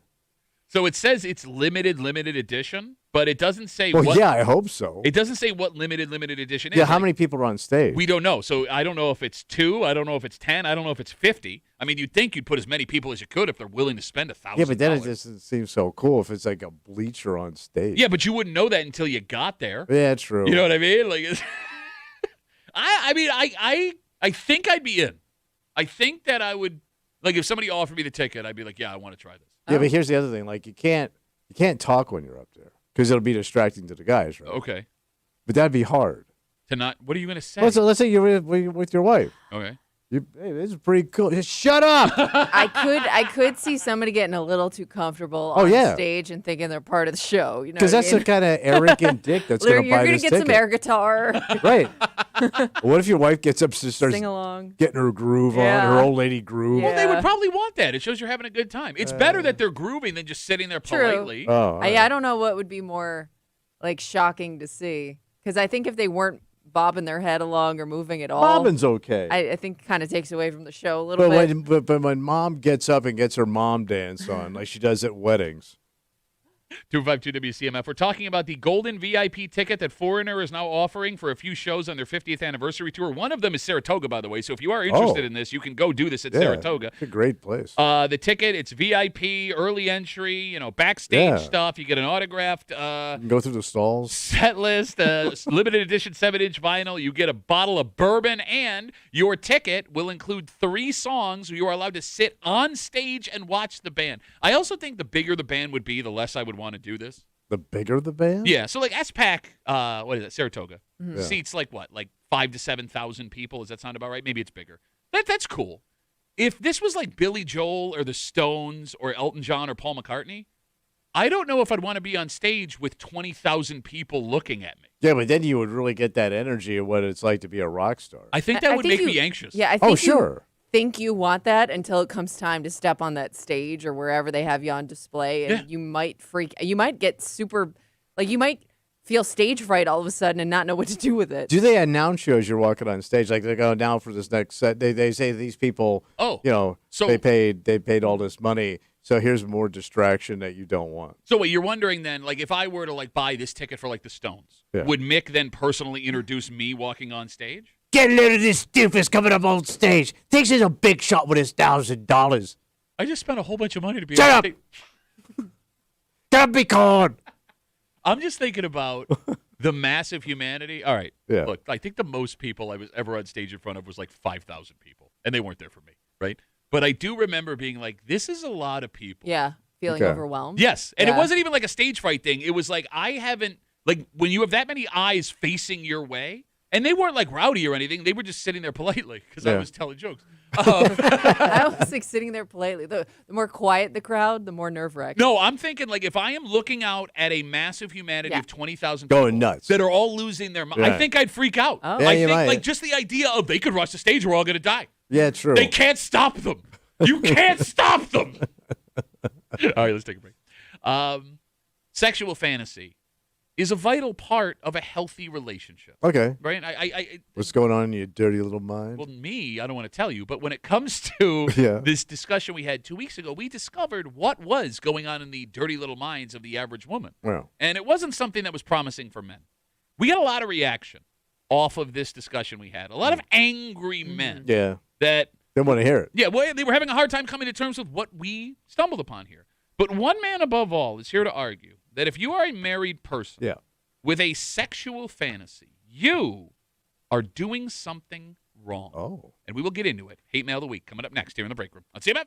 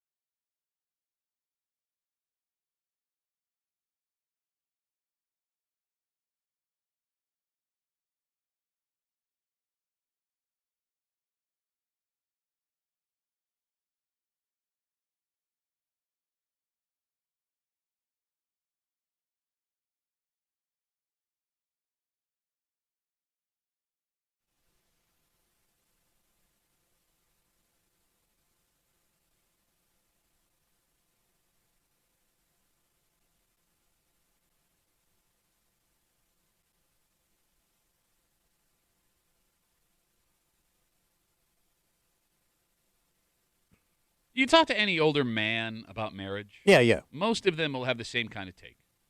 Marriage is where sex goes to die. Yeah. Right? The longer you're with someone, the less sexy it becomes. Mm-hmm. And this letter might be an indication why. Oh. The best we can hope for. This is a generational mindset, right? This is what this guy believes because this is what folks his age believe. Yeah. Because if this is an idea that we all start to have as we get older, this is not good for any of our sex lives. Oh. You're hanging out in the break room. Rochester's Classic Rock, 96.5, WCMF. It is Wednesday. It is 8 o'clock. It is time for Hate Mail of the Week. And about 2 weeks ago, we shared with you a study on sexuality. Yeah. Your Majesty. Specifically, the top sexual fantasies American women had. And in order, those sexual fantasies were 1, sex with a new partner. Out you go, bro. Over one half of women said that was number 1, their number 1 fantasy. Yeah. 2, a threesome. Lots of new people involved in female fantasies, apparently. 3 was bondage. 4 was being watched. And 5 was sex with another woman. And to be clear, this was for all women ages 21 and over. So we're talking young, old, middle-aged. This is what the ladies want. Well, excuse me. This is what the ladies fantasize about. And the folks who did this study, knowing how men would most likely react to this information, made one thing very clear over and over again. What's that? Fantasy is just fantasy. The idea of this stuff is what turned the women on who responded. And just because a woman was aroused by the idea of having sex with someone new, for example, didn't mean they wanted to actually have sex with someone new. Yeah. Same for the rest of the stuff. Want to leave it in fantasy land. Yes, exactly. The idea of bondage may be fun, but it's not something you actually want to try yourself. Yeah. But that did not keep the men who heard us share this study from flipping the F out. Because we got a ton of messages after the break was over saying that this study was bogus. Messages from men criticizing the women who responded. Quote, skanks, whores, That's terrible. But one guy stood out amongst all others. Yeah. Because this study isn't the problem, Tommy. What is it? It's the idea of fantasy itself. This thinking? Yeah. Fantasies are for certain types of people. And once you do this, you are no longer one of those people. Actual physical letters sent through the mail telling us we suck, telling women how they should feel about their sexual fantasies. The role of today's angry man will be played by our very own Kimmy. Sit back and enjoy today's Hate Mail of the Week. I heard your talk about women's sexual fantasies. Why even talk about that? Most of the people who listen to your show are married, and after you get married, if you have some sexual fantasies like this, you may as well be cheating. Fantasies are for single people who are free to live them out when they please. A sexual fantasy for a married person is something you're keeping from your husband. It's dishonesty. You are lying to them. And if I can't trust you with intimacy, well, where else can I trust you? If I found out that my wife had any of these fantasies, which she doesn't, and she never shared them with me, I would be very upset. We've been married for too long for her to spring some new idea on me that she's been keeping a secret for this long. I respect my wife enough to not imagine sex with someone else or tying her up or bringing someone else into the bedroom. And I expect the same respect from her. Sincerely, Jeff. That is quite the hot take from Jeff. We don't have any fantasies in this house. We're fantasyless. All right, so Jeff says in a marriage, Yeah. having a fantasy you have not shared with your partner is being dishonest. And he's even including like fantasies with them. Like they're like not fantasies with other people, but fantasies with your own partner. But he kind of throws it all into the cheating category. No, but I mean, to Kimmy's point, in the past, I get why a guy hearing this, that his wife may have a fantasy about sex with somebody else would be bothered. But you're right. Yeah. Jeff is even This is bothered. simple fantasies in general. Yes, that she may want to be tied up and never shared it with him, so that makes her dishonest. All right. The phone number is 252-WCMF, 252-9263. First of all, is there any truth to what Jeff is saying in your head? No? Kimmy, do you have fantasies your husband doesn't know about? Probably. I don't know. Probably. Kimmy does. I don't know. I'm just Kimmy. I don't know what fantasies I have. I have to check. I don't. I got to talk to myself and get back to you myself on the fantasy thing that's in my head. I'm not against sharing them, but I guess I don't, like, every time one pops into my head, I'm not like, hey, you know what I'm thinking about right at this moment. How many fantasies are you having on a daily I don't basis, know. you freak? When you see stuff pop up here and there. Yeah, popping up here and there. Yeah. All right, good Yeah, for old Kimmy. sexual fantasy there, yeah. Good for Kimmy. Do you think every married person has a sexual fantasy they wouldn't dare share with their partner? Oh, men do, I'm sure. You don't think? Okay. Oh, I think. Well, I just said I can only You're speak- being as bad as Jeff. Men definitely. Women are proper. Yeah. Don't you dare have a fantasy. Why Well, I wouldn't mean- a woman have one in the same way a man would after being with somebody I for guess a really because long time? men have such dirty minds. We're such dirty. Well, but a fantasy doesn't filthy- necessarily have to be dirty. I understand. It could simply be, like I said, somebody, like, you're fantasizing about somebody else. That's a little Is that? dirty. I mean, that's it's kind of dirty. You get a little dirty. Well, You get a little it's- down and dirty there, girl. all right. You getting into dirty land. It will continue to blow my mind. What's up? How many discussions we've had and studies we've seen that show women are on the same level as men? Yeah, I ain't buying it. Okay, again, like, study's not what I believe. Study's fake. You just laughed at the guys who wrote us, and you're doing the same exact thing. I guess it's I can have my fantasies, but you can't have hers. I understand. I did, but your question was who fantasizes? I did not more? ask that question. No. You heard that question. No. I had asked, No. do you think every married person has a fantasy, sexual Oh, and I fantasy? said men do for Yes, sure. that they won't share with their Well, partner. I mean the human mind. Yes, I'm sure women have fantasies too. I'm just getting the man fantasies a little bit more grimy. You're talking about the manacies. Oh yeah, it's grimy. Kimmy, How have we not used that word before? now it is in the Breaking Mantasy. Lexicon. What's I that? have a manasy. Fantasy. All right. Kimmy, would it Yeah. bother you if you found out your husband had something that he was not sharing with No, because I can understand how that's hard to bring up to somebody. you? Okay.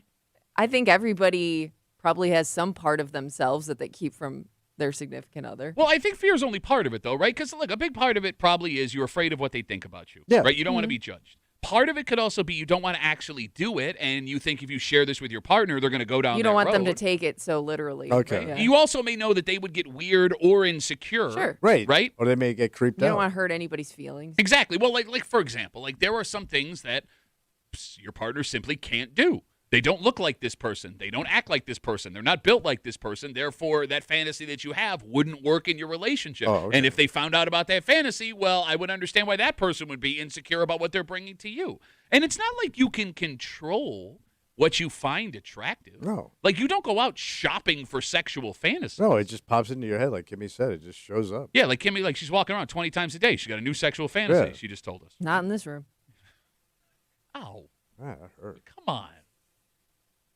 If there is one thing Yeah. I would say to defend Jeff and his letter, Yeah. it would be jarring after years of marriage to find out that there was something your partner was into this entire time that they did not feel comfortable sharing. Yeah, I think as time moves on, that conversation becomes more difficult. Agreed. And I can understand why, if you're somebody that's been meaning to bring it up, you keep pushing it off. It's never the right time. But why would you bring it up if you're never going to act? I don't know. Maybe see a window somewhere, and you're like, maybe let's try it now. Or- and then Go. they're like, how long have you been holding on to this for? Well, I guess my thought, too, would be like I would feel like a bad husband. Let's say I've been married to my wife for 15 years, Yeah. right? Let's say there was some deep sexual fantasy she's always had that she reveals to me now when she tells me I've had this the whole time.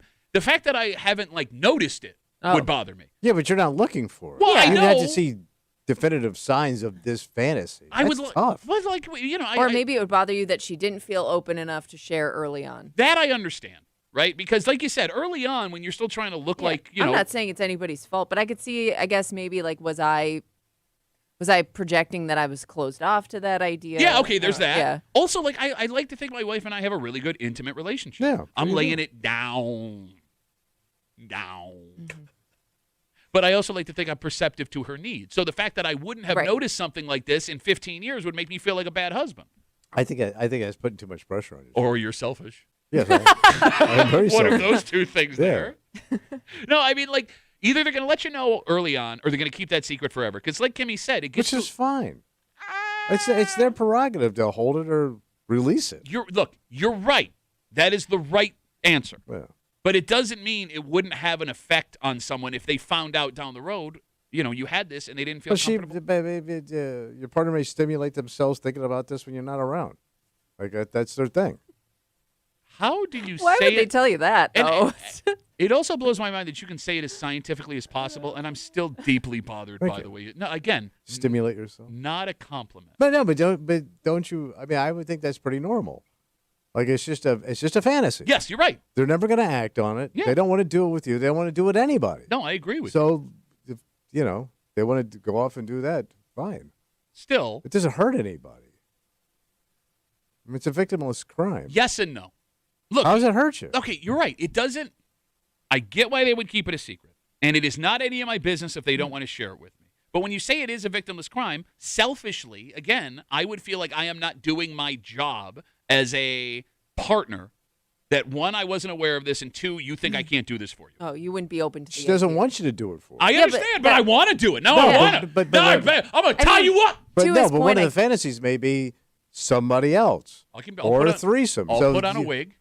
I'll throw my voice. Okay, yeah. I mean, some of these you can't You're right. do. To You're your right. point, if it's a fantasy that you'd like it to stay a fantasy, like it's something you never want to act on, I guess you really don't have to tell your partner. Right. Because it's like I don't really want this to happen anyways. I'm just like this is just something that's I like to keep in my mind. Right. Yeah. And I don't think that's being selfish. No, I agree. Look, what you're saying is right. I am talking just from an inside perspective. Okay. To give Jeff a little bit of grace here in this insane letter that he writes, I would be thrown if after 15 years I discovered my wife had this fantasy the whole time Oh. that all right. she didn't feel comfortable Yeah. sharing. 252 WCMF hate mail of the week. Man named Jeff writes us after a discussion we had 2 weeks ago, a study on women's sexuality. We had the top 5 sexual fantasies women had. Number 1 was sex with a new partner. 2 was a threesome. 3 was bondage. 4 was being watched. 5 was sex with another woman. The folks that wrote this study made it very clear. Having a fantasy does not mean you want to act on this fantasy. It can be just a fantasy. Jeff didn't want to hear that. He writes us in a letter in so many words that if you are married, you should not have a sexual fantasy. None. Those are for single people. And if you are married and have a fantasy that you are keeping from your partner, you are being deceptive. He called it just as bad as cheating. And it wasn't just sex with another partner. He even included if his wife wanted her to tie her up. Something Little between the two of bondage them. action, Yeah. Yeah, that would bother him. We had asked Kimmy if she has sexual fantasies that her husband doesn't know about. Yeah. And she said probably. Yeah. You have to get back to us on that. And then she said she looks around and just gets random fantasies all the time. I don't know. Maybe something pops up. Your fantasies could change over time. Vex Patriarch writes us on Instagram, Duffy on WCMF. Kimmy's fantasies always involve snacks. That's why they pop up all the time. It's just a snack fantasy, baby. That's a different category. It's if the knee-jerk reaction isn't negative, like going back to the guilt, I can only speak from a man perspective, All right. right? But like you take a lot of pride in your sexual skill. Well, I think every man does. Okay, right? Yeah. Right. I want to make sure that she gets hers. You want to make sure she gets Oh, hers. yeah. And we are willing to mostly do whatever it takes to get there. Right. Part of me would also think, am I not doing enough? With, That's I think where the insecurity comes from. Not so much let's try something new. What have I been doing wrong? Yes. Yeah. like why do you even need a fantasy Yeah. when you've got what I've been doing Yeah. this whole time? Or have I Oh. been doing something you don't like? So she's Or- Yeah. she's not satisfied in the sex. Well, yeah, I mean, think about it, man. Like, I'm laying it down. That's what I hear. Laying Wait, it down. Down? Down. Yeah. Like, I would have thought in my Yeah. head, and I'm only half joking here, that I'm doing it so good Yeah. that even if you had a fantasy before, You don't even need your fantasies. Just knock that fantasy right out your mind, son. Oh, okay. Yeah. So I'm but going to it- make you forget about all your fantasies. You've got fantasy. Bop, bop, bop. Not anymore, you don't. So when you're done, she doesn't have any fantasies. It's like a shooting gallery with fantasy. Yes. Bah, bah, bah. Bah, bah. Don't do that. Don't Oh do God, that. it's disturbing. It may be even more jarring to stumble upon the fantasy they have Yeah. by accident. Because, the discussion we're having, it's all about sharing your fantasy, being Yeah. willing to speak it, right? Tommy, as much as you refuse to believe it, Yeah. women watch pornography. A recent study showed that 44% of American women admit to it being at least monthly users of porn. All right. And it was a self-reported study, so you know that number is much higher. All right. So Walk through this scenario with let's me. do it. All right. You're going to go, you're going to find out your lady has a fantasy you did not see coming. Okay. She doesn't want to try it, just the fantasy turns Yeah. her on. Would you rather, A, she told you to your face, or B, you go to get her phone to check something, and you see that she was watching this fantasy in a porn. Oh, I stumble on it. Yes. Hmm. If you saw the porn fantasy that she was watching, Yeah. would you say anything to her about it? No. You're not saying a word. No. Why? Well, because I'm snooping. No, I mean, no. Yeah, you because went. then you'd have Let's to say it was admit that you total. went looking. But let's say no, you didn't look on purpose. Okay. Your wife's got a phone. All My right. wife's got a phone. I gotta grab an email off of something, or my wife and I, we hand each other our phones all the time. She just forgets that this video was there. Yeah. I go to get on her But that Safari. could also be one of those things we talked about, though, where it's not anything you want to act on. It's just more of a visual thing for your own So why bring it up? stimulation. So you're not gonna say a word. Well, because it's not going to happen unless you saw something that you don't say it, but you try to like slip it into the rotation while we're in the moment. Why say anything? You know Because how it many doesn't do anything. Why would you start a possible argument that's gonna go nowhere? You'd be worried about an argument. No, I would just. Well, it could end in an argument. I don't know how. She gets a vote in this conversation too. You could just show her the video and be like, "You like that?" What is this? What the hell is this? I wouldn't do that. It's probably the No, wrong. that's the wrong way to approach You bring this into the house? I wouldn't do that. You know how many women's sexual fantasies are probably on display in your home and you don't even know it? Like if you picked up a book that she read, you're not going to do it. It's right there for the taking. But most men aren't going to pick up like whatever category of book she's reading, because most of the time, if it's a book made for women, there's going to be something in there Romantic. for her, romantic, sexual, whatever. Dildo summer. And I if think you that read one's it, pretty obvious. Oh, it is? Yeah. like it's right there in front of you, but you're not going to look. Summer dildo. Oh wait, she got both versions. Yeah. Dildo summer and the follow-up Yeah. summer dildo. Well, yeah, there was a sequel. Got to leave it out in the sun to kill all the bacteria. No, Kimmy, I Like she think has Hey, it rinse out it and off they'll in be the like, salt he's water. never going to touch this. don't put the dildo in the salt water. Why? What's that? We're just gonna throw off your pH. Which, by the way, one of my favorite Caribbean songs. What? Don't put the dildo in there. Salt water. Kimmy, it may be even more on the nose than that. Yeah. The shows you maybe watching with your wife. she could be watching it next to you and you're not noticing. Well, look, my wife is really into. I know couples that watch completely separate television in the same room. Yeah, hello, Yeah. one of them. But I've talked about this. My wife is really into like medieval fantasy. Sure, there you go. Your face It's looks on- medieval. It's on display and Looks you like I don't get even hit with one notice. of them maces. She shouldn't have to tell you her fantasy. No, but here's the thing. I'm afraid to ask. Like, she loves like what was it? Like The what was it? Dragon. The Dragon show. What was that Oh, show? Game of Thrones. Game of Thrones. Yeah. She loves Highlander. Yeah. What all that show? Okay. She. So like, yeah, you kind of know what she's into. But like, I have my kilt, so she likes when I wear the Yeah. kilt, and like, I know where she's going with this. But I don't. If I ask any more questions, I'm afraid of what the dragon's gonna have to do. Oh, yeah. You understand what I'm saying? Yeah. Like, I would like to leave. I don't Be want. fire. Be careful what you ask for. I'm willing to do anything for my wife, but I don't want to put on a dragon costume. Okay. You know what I'm saying? Yeah. Don't put the dildo in there. Salt water. Not everything can be peaches and cream, Tommy. Sex and fun and All right. all that kind of stuff.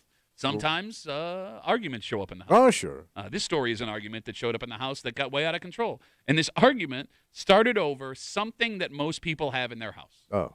And I would argue, if any appliance or technology was going to start a fight, Yeah. this would be the most likely Number one. And we'll tell you what we're talking about next here in the break room on CMF.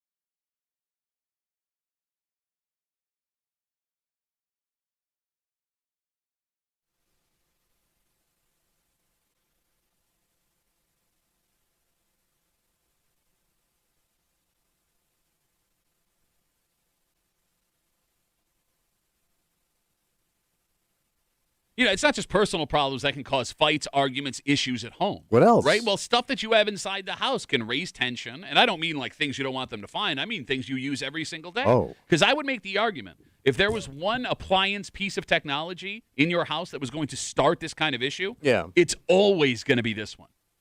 That's the culprit, huh? Uh-huh. You're hanging out in the break room, Rochester's Classic Rock 96.5, WCMF. We'll jump right into it. This story comes to us from Wayne County. What happened? Last Tuesday morning, police were called to a home for reports of a domestic incident. That's where they found a 38-year-old woman who allegedly went on a rampage. Oh, really? Police say she punched and slapped 2 family members multiple times, one of whom was under the age of 17. She is also accused of taking a cell phone from one of the victims and throwing it while they attempted to call 911. Right. And according to police, this entire incident started over a printer. A printer? Okay. According to police, an argument about the family printer sparked this melee and ended with her being arrested. Okay. She was charged with 2 counts of harassment, endangering the welfare of a child, amongst other things. She has a court date coming up. If one piece of appliance or one piece of technology or an appliance is going to start a fight in your house, it is going to be the printer. So how does it start? Do you not have a printer? We do. Okay. We've never fought over it. When I is never use it. When's the okay? I mean, that's why. I was going to say, I haven't fought over a printer with somebody. I've wanted to fight the printer. I wanted to Kick throw a the printer's printer. ass. I've wanted to throw the printer out the window, but I don't know if I've ever gotten to an argument about the printer. Yeah, Okay. so what's the beef on the printer? So the printer, to Kimmy's point, it never works when it's supposed to. Yeah. It runs out of ink when you need it the most. And the ink is Always. expensive. It's super expensive. The kids use it way too much for things they don't need to use it for. Okay. Not a single person actually knows how to set up a home printer the right way.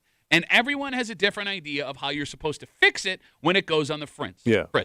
There is no excuse for what this woman did.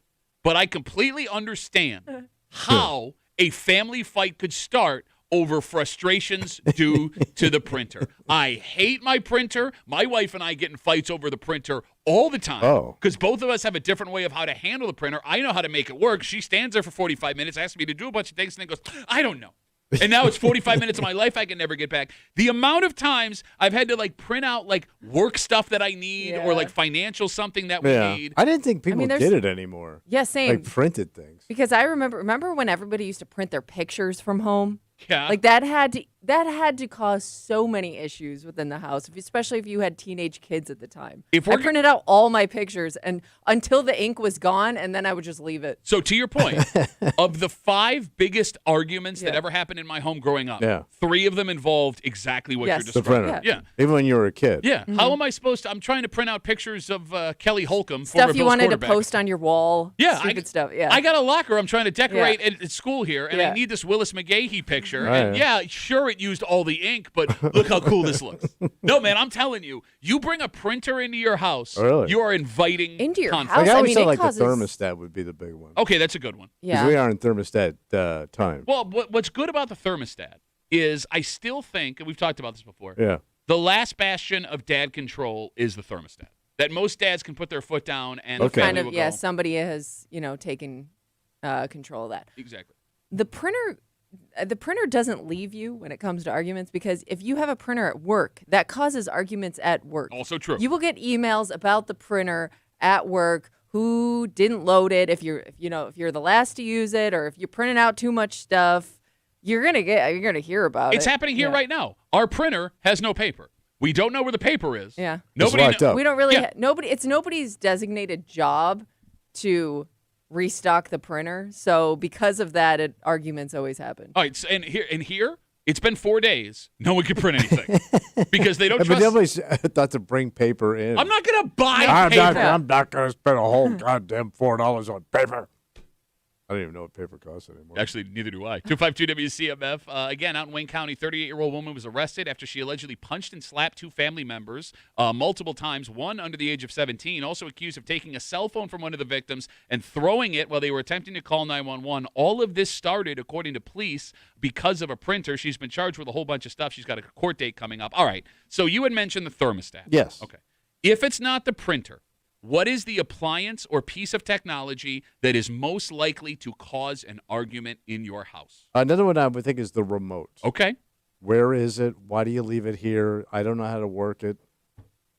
Can we include the TV in all of it? In that Well, case? yeah, I can. It's the same thing. Okay, Yeah. because like when it comes to the remote and the television, there is one person in the family that is the gatekeeper of the TV.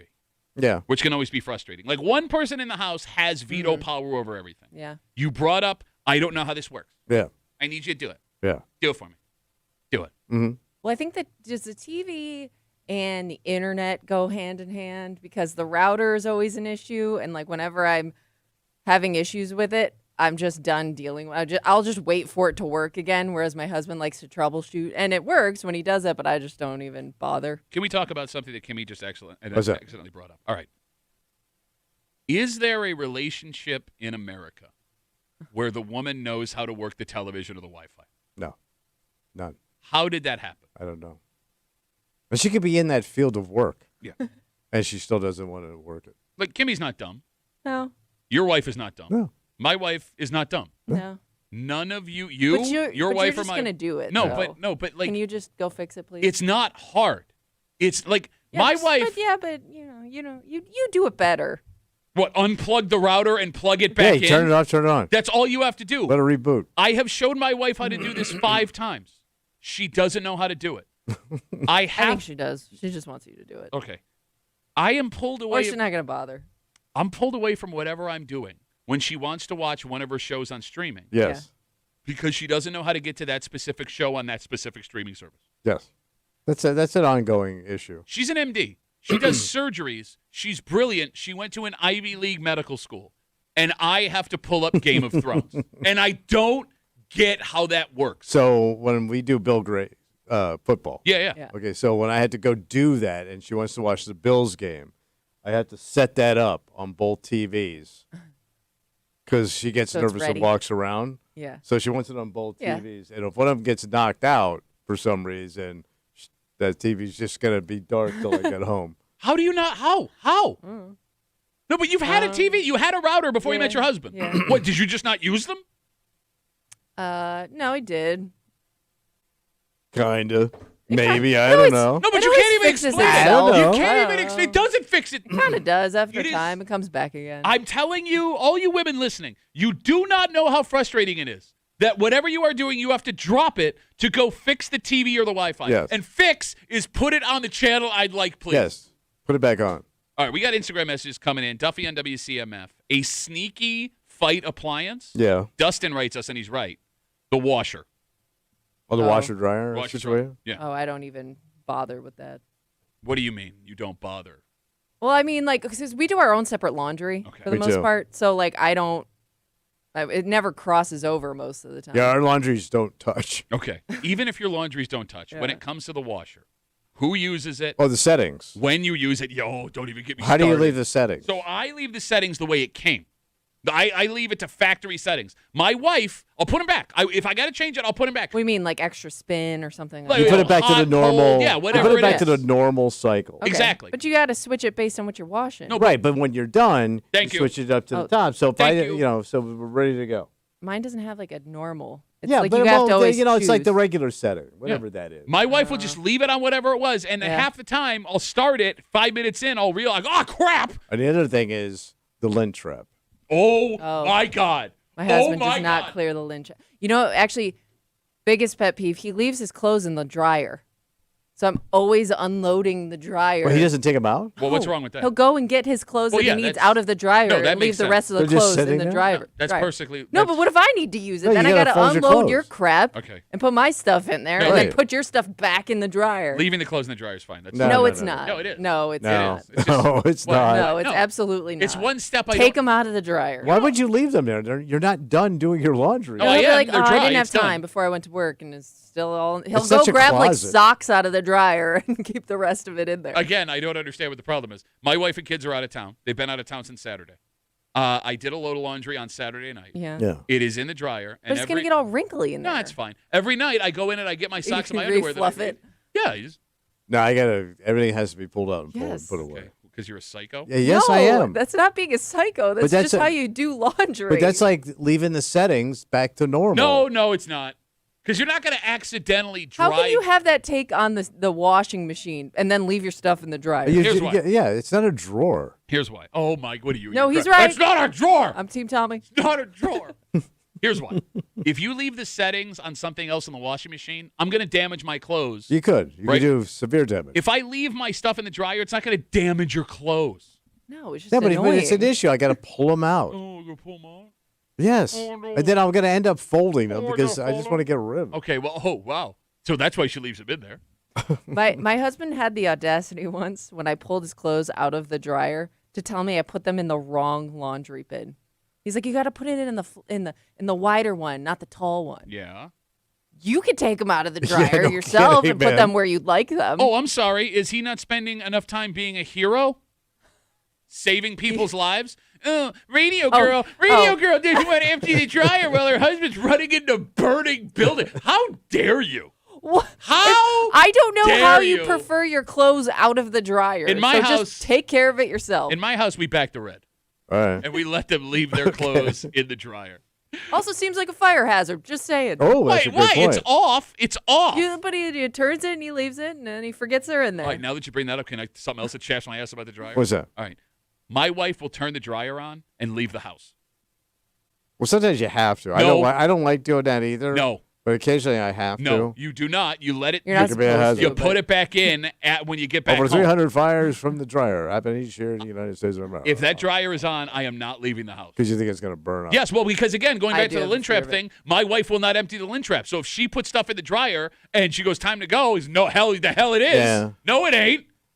But I guess, I guess, I mean, I don't like doing it, but if I got to go up to Starbucks or something, like something I gotta important, go. He's gotta yeah. go. If I got to do a Wegmans run, I'm going to be back in 20 minutes. Yeah, you'll be back just in time to see the smoldering wreckage Well, of your I wife's see the house. smoke from, driving up.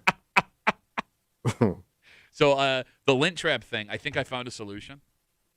My Yeah, wife would clean never. it. So, well, no, I would do that, and bro, there have been times where I pull it out and it's like a cocker spaniel of lint, right? Yeah. So I've said to my wife, like, "Hey, we got to clean the lint trap." Yeah, she keeps doing it. So now, if I empty the lint trap and it's like full of lint, I'll just leave it on the floor. Oh, But dude, that, who does why? that But affect? yeah. My wife. Now you're just making a mess. Well, I bet here's the thing: the mess does not have to exist. pick it up. No, I'm just Pick up the lint. Yeah, no, I mean, look, It's you know. my lint too, but you got to pick it up. No, I always clear my lint. I always clear my lint. Always clear your I lint. enjoy clearing the lint trap. It's like soothing to me. Like You get your fingers in there. It's like satisfying. and it smells nice. Yeah, it does It smell does, nice. does Like smell I look forward to clearing the lint trap like a little unless sweater. But I Yes. even like vacuum it out if I'm down there with the shop Oh, vac. you do like the full clean. Not all the like, time, but every once in a while I have the shop vac out. Yeah. I go, yeah, we clean this thing out. I'm amazed how much crap I pull out of it. Yeah, it's insane. And he says, man, who leaves his dryer on when he leaves the house. No, but I check it Okay. You do okay. and when it's done. All right. A couple days ago, we told you about a discovery of some beer underwater that Oh, yeah. was 160 years old. Yeah. And how some folks wanted to try it, even though it was essentially the same beer that Guinness sells now. Yeah. How weird that would be. There has been another archaeologic discovery. Damn. And it's beer again. But this time it doesn't go back to the 1800s. It goes back much, much further. But how long ago did they start making brew? A long time ago, apparently. And if you had the opportunity, Yeah. how do you say no? Oh. We'll get into it next here in the break room on CM.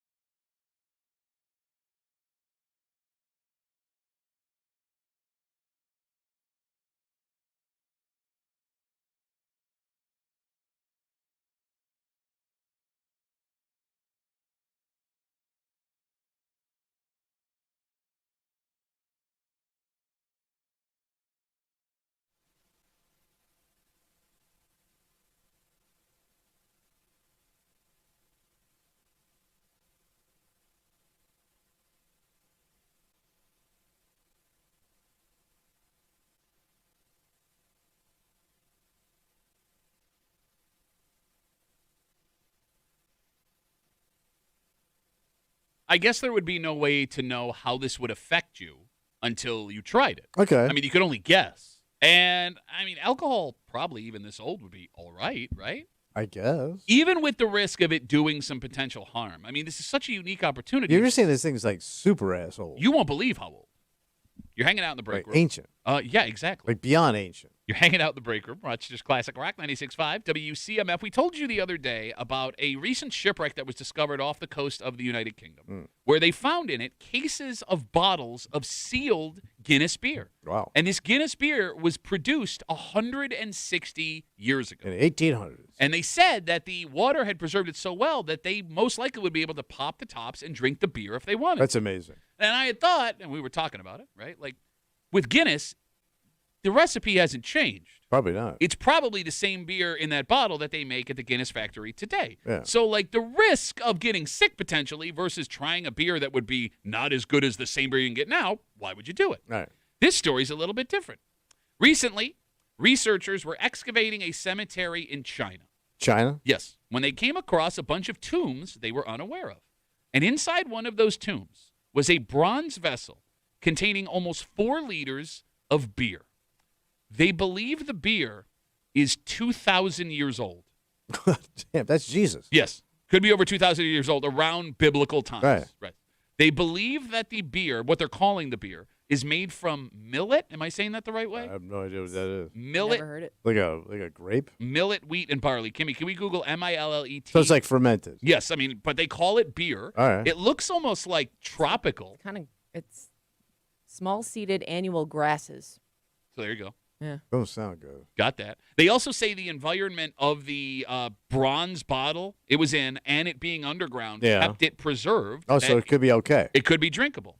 You trying it? Well, China's not known for beer. Sure it is. Well, what is it, Song? That's actually what's that Chinese beer? TSONG? Ting Sao? Maybe that's it. Yeah, but that's, I don't know. Pretty man. good beer. You've had it in karaoke bars. But they're just not, they're not beer people. Like, when I think of beer countries, China doesn't show up. Okay, but you also weren't around 2,000 years ago. How do you know they weren't great? According to you, I was. And I was Looking for that cheese over there. yeah. I don't know, man. I think I'd pass. By the way, it doesn't sound like regular beer. It's got like weird fruit in it. Well, it almost sounds like they were the first to kick off craft brewing. no, she just said seeded grass. It's grass, wheat, and barley. Wait, grass? What is millet? It said small-seeded annual grasses. What show do you? That's gonna taste like it's gonna taste like a lawnmower. How do you know? What? Bro, It's grass. If I told you, ain't no grass in Guinness. Beer doesn't taste like wheat. If I told you I made this drink out of wheat, you wouldn't think it would taste like a beer. Barley. You wouldn't think that wheat. Oh, you taste that barley. It's good barley. Well, who's a craft beer douche now? I am passing on. If you're not known for it, I'm passing. Like Ireland's known for Guinness and beer, so I'm going with that. But it's a completely different world 2,000 years ago. Maybe they were and by really the way, good they at- probably weren't that good at this. I tell you, everything they did back then, they were crappy at. Just look at the joint. The place looked like crap. Their houses look like crap. Their clothes. What are you their talking teeth. about? There's homes that are 2,000 years old in China. There are still buildings that are up. Bro, from- you ain't going in that goddamn hut. It got still no exists, cable. bro. There is nothing that we have built today that will exist 2,000 years from now. They Well, made. that's only because we knock it down. Okay, Kimmy, are you trying 2,000-year-old beer if given the opportunity? I don't really have the urge to try it. It's gonna taste like ass and grass. It's gonna taste like something a dog rolls in. And it's not so much the taste. Like it could be delicious, but I don't know if I could get out of my head just how old it is. I think that would ruin Just it for sitting me. there. Yeah. I'm thinking that would make it taste better. Like the idea, there's that idea when you try expensive alcohol that no matter what it tastes like, you're going to think it's better. Yeah. I think it goes the opposite for me. Really? When it comes to this. But there has to be an age point where the aging doesn't do it any good. Yeah. Where now it's just getting nasty. No, look, I agree with you. Like there's a point. It's possible that you try it and it's the most disgusting thing you've ever It's had. gonna taste like a wet ball sack. But how would you know? I used to be very limber. I just don't get how you could have the ability to taste actual history and you'd pass on it. I mean, hell. I would be cool, look Like at if you it. told me I'll watch you try it first. Like I would say this. Like if you told me this is a bottle of brandy That was they found it in Churchill's office From 2,000 years ago. From 2,000 years. But so let's say Oh, wow. Risky guy wants to try brandy from 80 years ago. Yeah, but that's Watch a lot. out. Mothers, lock up your daughters. But that's a lot. They still. And it's historic. Like that was Churchill's brandy. And you can have a hit off of it. And it's 80 years old. You don't know how it holds. You can still buy alcohol that is sealed that's 80 years old. That's in barrels, not in glass. Oh, my God. Are you serious? You're comparing 2,000-year-old beer found in a tomb to a guy who was on television. Barely on television. I'm saying they have film of him. Well, yes, they do. You can't even tell me what a Chinese guy in 2,000 years ago looked like. He looked like a Chinese guy. Other than Chinese. I mean, what he was wearing, what he was doing. Well, it was probably raggedy. Like everybody wore raggedy stuff. Even Jesus, who had bank and he had connections. Jesus didn't have bank or connections. He didn't if have he had connections, he probably would have gotten a commuted sentence. I'm just saying. I don't know, man. But everybody just looked the same back then. It looked like they were wearing bed sheets. By the way, I would also assume, again, or they were half naked. We're talking about this Chinese beer that's over 2,000 years old that was discovered by researchers when they were excavating a cemetery and came across a bunch of tombs they were unaware of. The beer was inside a bronze vessel. There's almost 4 liters of it. It is made from, they believe, millet, wheat, and barley. I would guess someone that has a tomb with a bronze vessel. Oh, they were doing all right for themselves. That's what I'm saying. They probably had a couple of dealerships. That might be one of the richer people from 2,000. Oh, they doing fine, yeah. No, you're right. That could be like Genghis Khan's kid or something. Genghis Khan wasn't Chinese. Yes, he was. He was. Yeah, Genghis Khan was Chinese. He was a Are Mongol. you calling him Genghis? It's the same neighborhood, man. Genghis. It's like another neighborhood. Didn't they? They overtook China. Yeah. Yeah, so he was in China, and that was his not kid. even Chinese. God damn it! I got the right guy, right? Genghis Khan. Yes, Genghis Khan. Genghis Khan. Genghis Khan. Yeah, Genghis Khan. Genghis Shaka Khan. Khan. Did you say Genghis Khan? Shaka Khan. God damn Shaka it! Khan. Why do I ever? White ball sack. Try some ball sack lager, enjoyed by Genghis Khan. And Tommy's mom. All right. I don't want to have this Please discussion. drink Oh, responsibly. we're having this discussion. What's the matter? Kimmy's. Pat's not doing the right thing. You're like a 4-year-old. Pat's not doing Well, anything? I Gotta step up. assumed like you'd. I didn't think like I would have to encourage you to What do this happened? because I thought this would just happen naturally in your mind.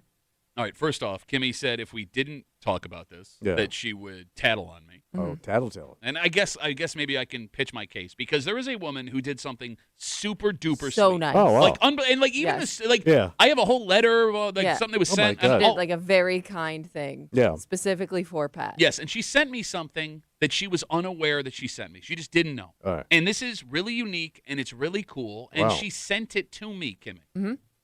for me to have. Yeah. Which it clearly says in She the letter. did. Yeah. She wanted you to have this. Okay, so what's the issue? I would think not that she's expecting anything out of this, but when you found this thing, I thought your immediate reaction was like, "Oh my gosh, I got to tell her." Oh, gotta let this her is know. like a do the right thing. kind of- Yeah. She gave it to me. Well, maybe she tells you it's fine. You know, it's all yours. But I think you still have to like Oh. tell her. We'll get into it. And we'll do it next here in the break room. Let's see you, Matt.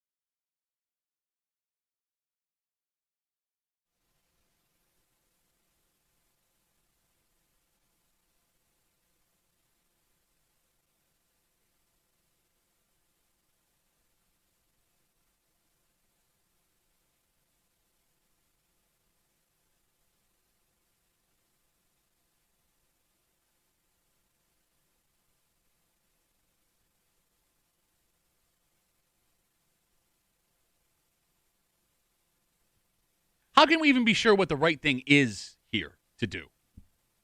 I think you know. No. What happened? She's a narc is what happened. I'm not a narc. No, I wasn't going to say anything. I was going to wait for you to do You the are a right narc. thing. You narked on me. Yeah, yeah. When do I narc on you? Like booze. Yeah. One time. Look, I'll be honest with you. What's a narc? Always a narc. What you are suggesting did not even cross my mind. Which I was surprised. Well, but like they were sent here. They were All a right. gift. So this is something that was sent to you for you to have. Yes, it was a gift. And she even says in this letter she wants me to have these. Yeah. All right. Which is fine, but you could mention it to her. So you need to alert her of something, I this think woman? So I think so. You're hanging out in the break room, Rochester's Classic Rock 96.5 WCMF. I would suggest if you want the full experience of this discussion we're about to have, that you log on to our live stream, WCMF.com, YouTube or Twitch, the break room, WCMF, YouTube or Twitch, because there are about to be visuals to illustrate what's going on. Before we get to that, right now you can log on to WCMF.com for your chance to win tickets to see Billy Idol with special guest Devo August 14th, Darien Lake Amphitheater. Tickets are on sale right now at Ticketmaster.com. So, this job, we have the most amazing listeners of all time. Oh, yeah. Like the sweetest 4 people. of them.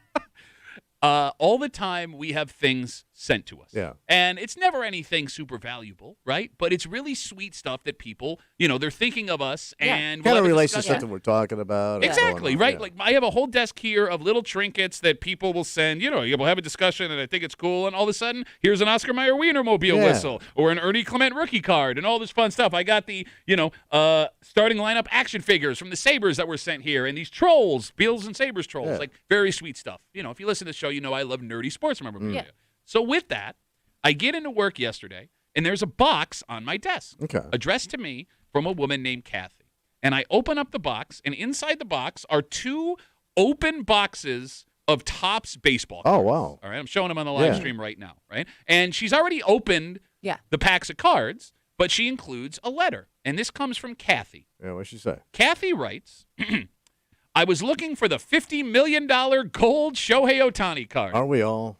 No luck.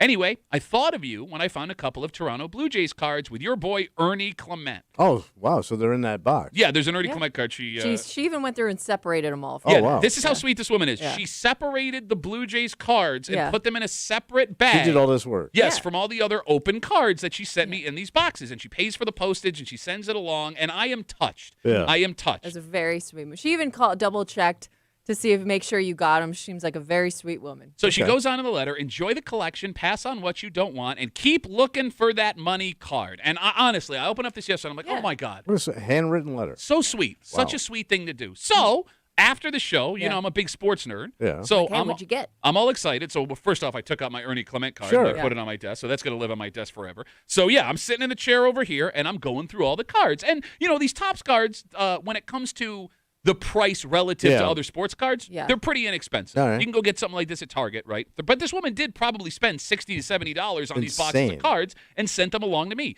Very sweet. So I'm going through the cards, and they're just regular cards. I'm, ooh, look at this guy. And I'm talking to Kimmy. And all of a sudden, one of the cards felt strange. Oh. Different texture. Yeah. It's made out of wood. How old is it? It's new. It's coming from this. I have it in my hand here. Is it? Wait, it's made out of wood? The card is made out of wood. It's like a specialty card. Yes. Okay. It is called Heavy Lumber, and it's a card of Bobby Witt Jr. You know who that is? No. He's a rookie, young guy, and he's on a rocket ship of talent right now. Okay. So because the texture felt different, I don't really know much about sports cards, but that you felt a lot of wood. Tasted some too. For God's sakes, man. For God's sakes. We were having fun here. So because I'm having a ball right now. Because this card stood You can't do if you get down to the end of that wood. I decide because this is so unique, I'm going to look it up. And check it out. Yeah, I'm waiting to see it's worth like $5, $10. Yeah. This card that I hold in my hand, How much? $100. No, what? It's selling on eBay for because of its specialty. Yeah. Yes, I've never seen one of these Wow. before. It's selling for $100. Yeah. And I don't think that Kathy knows that it was in there. That this card is either it's in there. I'm sure she was unaware. That he turned on. That valuable. Well, see, and you went through and you found a couple other cards, not $100 worth, but cards they're like- that that's a hit. you could Yeah, $3 to you $5 could sell if But you usually you wanted don't to. find something like that. I mean, Especially- you can buy a lot of these boxes would never get anything. Right. In these boxes especially, you wouldn't find a card like that. Wow. So I go, wow, this is awesome. And you know me, I don't sell anything ever. I just it's super. collect. It's right up my alley. It's super unique and it's cool. And I'm like, great, this is awesome. And Kimmy, from her little thing, all of a sudden pipes up and she says, "You gotta tell Kathy. You gotta tell Kathy what you found." Oh, just not saying I'm giving it back to you? Not necessarily you say I'm giving it back to you. you I want think it? like you should let her know that this was in the box that you sent me, right? I mean, she spent money to send it to you for you to have. You those let her things. know, like you. Should I think give she it back to her? assumed. I think she assumed that nothing in those boxes was worth 'Cause much. that's kind of why she said it. Too. Yeah, Which is she- fun, which is great. It's still Yeah. sweet. She wanted you to have the Blue Jays cards. Kimmy, if I alert her, I mean, it would have She's covered the gonna want it cost of back. the cards. like, she's trying to play all innocent here. No, she's on a fixed income. Probably. She's probably an older woman. What are you talking about? She's buying sports cards, looking for Shohei Ohtani. She's got money. Oh yeah. It's a gamble.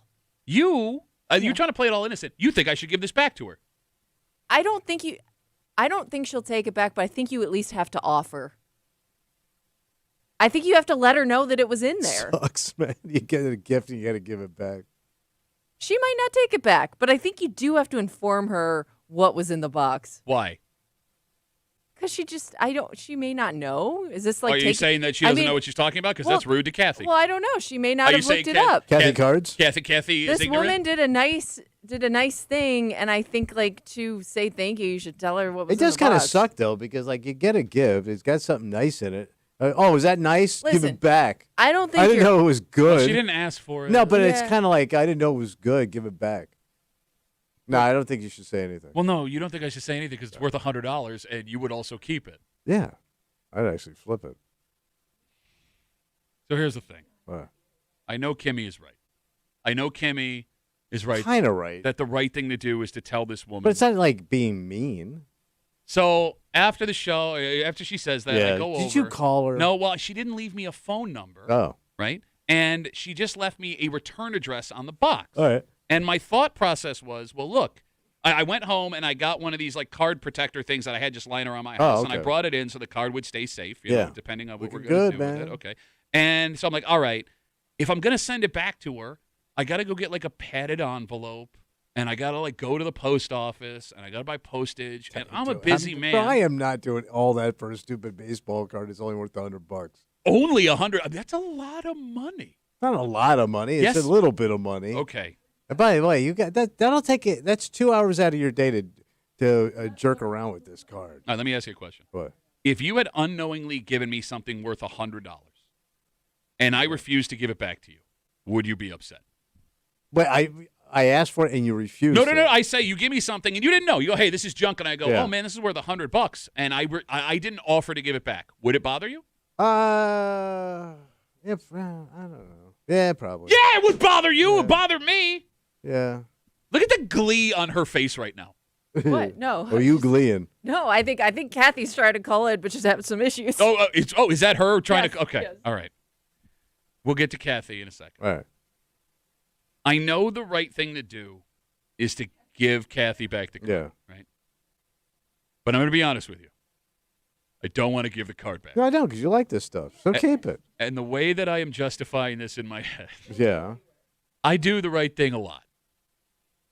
Oh my God! You Okay. just say that out loud. Look, I do the right thing a lot. I'm not trying to brag You're because always supposed to do the right thing. I'm not- just a lot. can you admit? Can you guys? Look, in all honesty, you know me for a long time. Yeah. I try to always do the right thing. I've seen you pull some moves. Okay, no, I'm not saying I haven't I've seen pulled you moves. clear some rooms. I'm trying. Okay, fine. But like, So you think you earn this? kind of. Yes, thank you. Being a good person. Yes. If I'm thinking like if you do the right thing 75% of the time, Yeah. right? Like if for every 3 right things, I think you should be able to do the wrong thing one time. I don't think it's a wrong thing. The fact that you don't think it's a wrong thing is making me feel worse. And what is this old woman going to do with this? Sell card? it for $100. It's $100. She's blowing $80 on baseball cards. Like you said, she's probably loaded. All right, well, we're going to find out. 252 WCMF. Again, this really sweet woman named Kathy sends me 2 boxes of open baseball cards. She had opened them looking for a specific card. She didn't find it, and she wasn't going to use them, so she sends them along because she knows I love the Blue Jays. She went out of her way to even isolate the Blue Jays That cards. was very sweet of her. And put them in a separate bag. So now the Ernie Clement card that she sent me will live on my desk forever. And I put it there yesterday, but yesterday after the show, I'm nerding out and I'm looking at all the cards, and I come across this card that feels different. and it's made out of wood. It's a Bobby Witt Jr. heavy lumber card. And it's a rookie card, you said. No, it's not actually. I made a mistake. He's just a young star. All right. Anyway, this card, I go, maybe it's worth like $5 or $10. I look it up. It's selling for $100 on eBay. And I want to keep this card. And Kimmy's right. I should alert Kathy that the card. I think she knows. All right. Well, she's on CMF. Kathy, you're on CMF. How's it going? Hello. First of all, I want to say sincerely, thank you so much for the sweet gift. It was so nice of you to think of me, and I really appreciate it. Thank you. Totally. I called because I wanted to make sure you got it and nobody stole that box down there in that area of town. You know what I mean? Well, no, it's more the people inside the building I would worry about, Kathy, but thank you. All right. Yeah. So, Kathy, I'm sure you have heard that the card you have sent me, did you know this card was in the box? I am tickled pink because I wanted you to definitely have all the cards and the Ernie Clements and all that. And I probably would have even sent you the Ohtani one for $50 million. No, why would you send me a $50 million card, Kathy? Well, what am I going to do with it? I'm older than Tommy, so, what the heck? I wanted you to have that. Well, Kathy, let me give you the card back. No. Those cards are so much more important to you than they are to me. But you bought them. When I finally got them and I went through them and I was, messing around, you were the first person I thought of. And I thought, I wonder if he wouldn't mind if I just sent them to you because I don't have anybody else to give them to, and you are the collector. Don't you want to give her a card back now? Oh my God, I feel like the worst person that ever existed. Wait, Kathy, did you know though that card was worth something? No, I had no idea. I mean, I wanted the bubble gum. That's all I wanted. With your dentures, you're gonna do the bubble gum. Yeah, no kidding. It wouldn't have worked out, Tommy. But no, I had no idea. I think I collected baseball cards when I was younger, and my brother and I. And wait, you actually do this as an older woman? You collect baseball? She just thought it was fun. She thought it was a fun thing. Oh, I still have toys, Tommy. Good toys. Kids yeah, toys. you said you were tickled pink. I am tickled pink. Pat, I am so thrilled. That's the coolest. Oh, look at right, you! Kathy, you brought joy to this woman. Kathy, you're making it harder on him. Oh my God, I feel like the world. Right, Kathy, do you like baseball? Are you a baseball fan?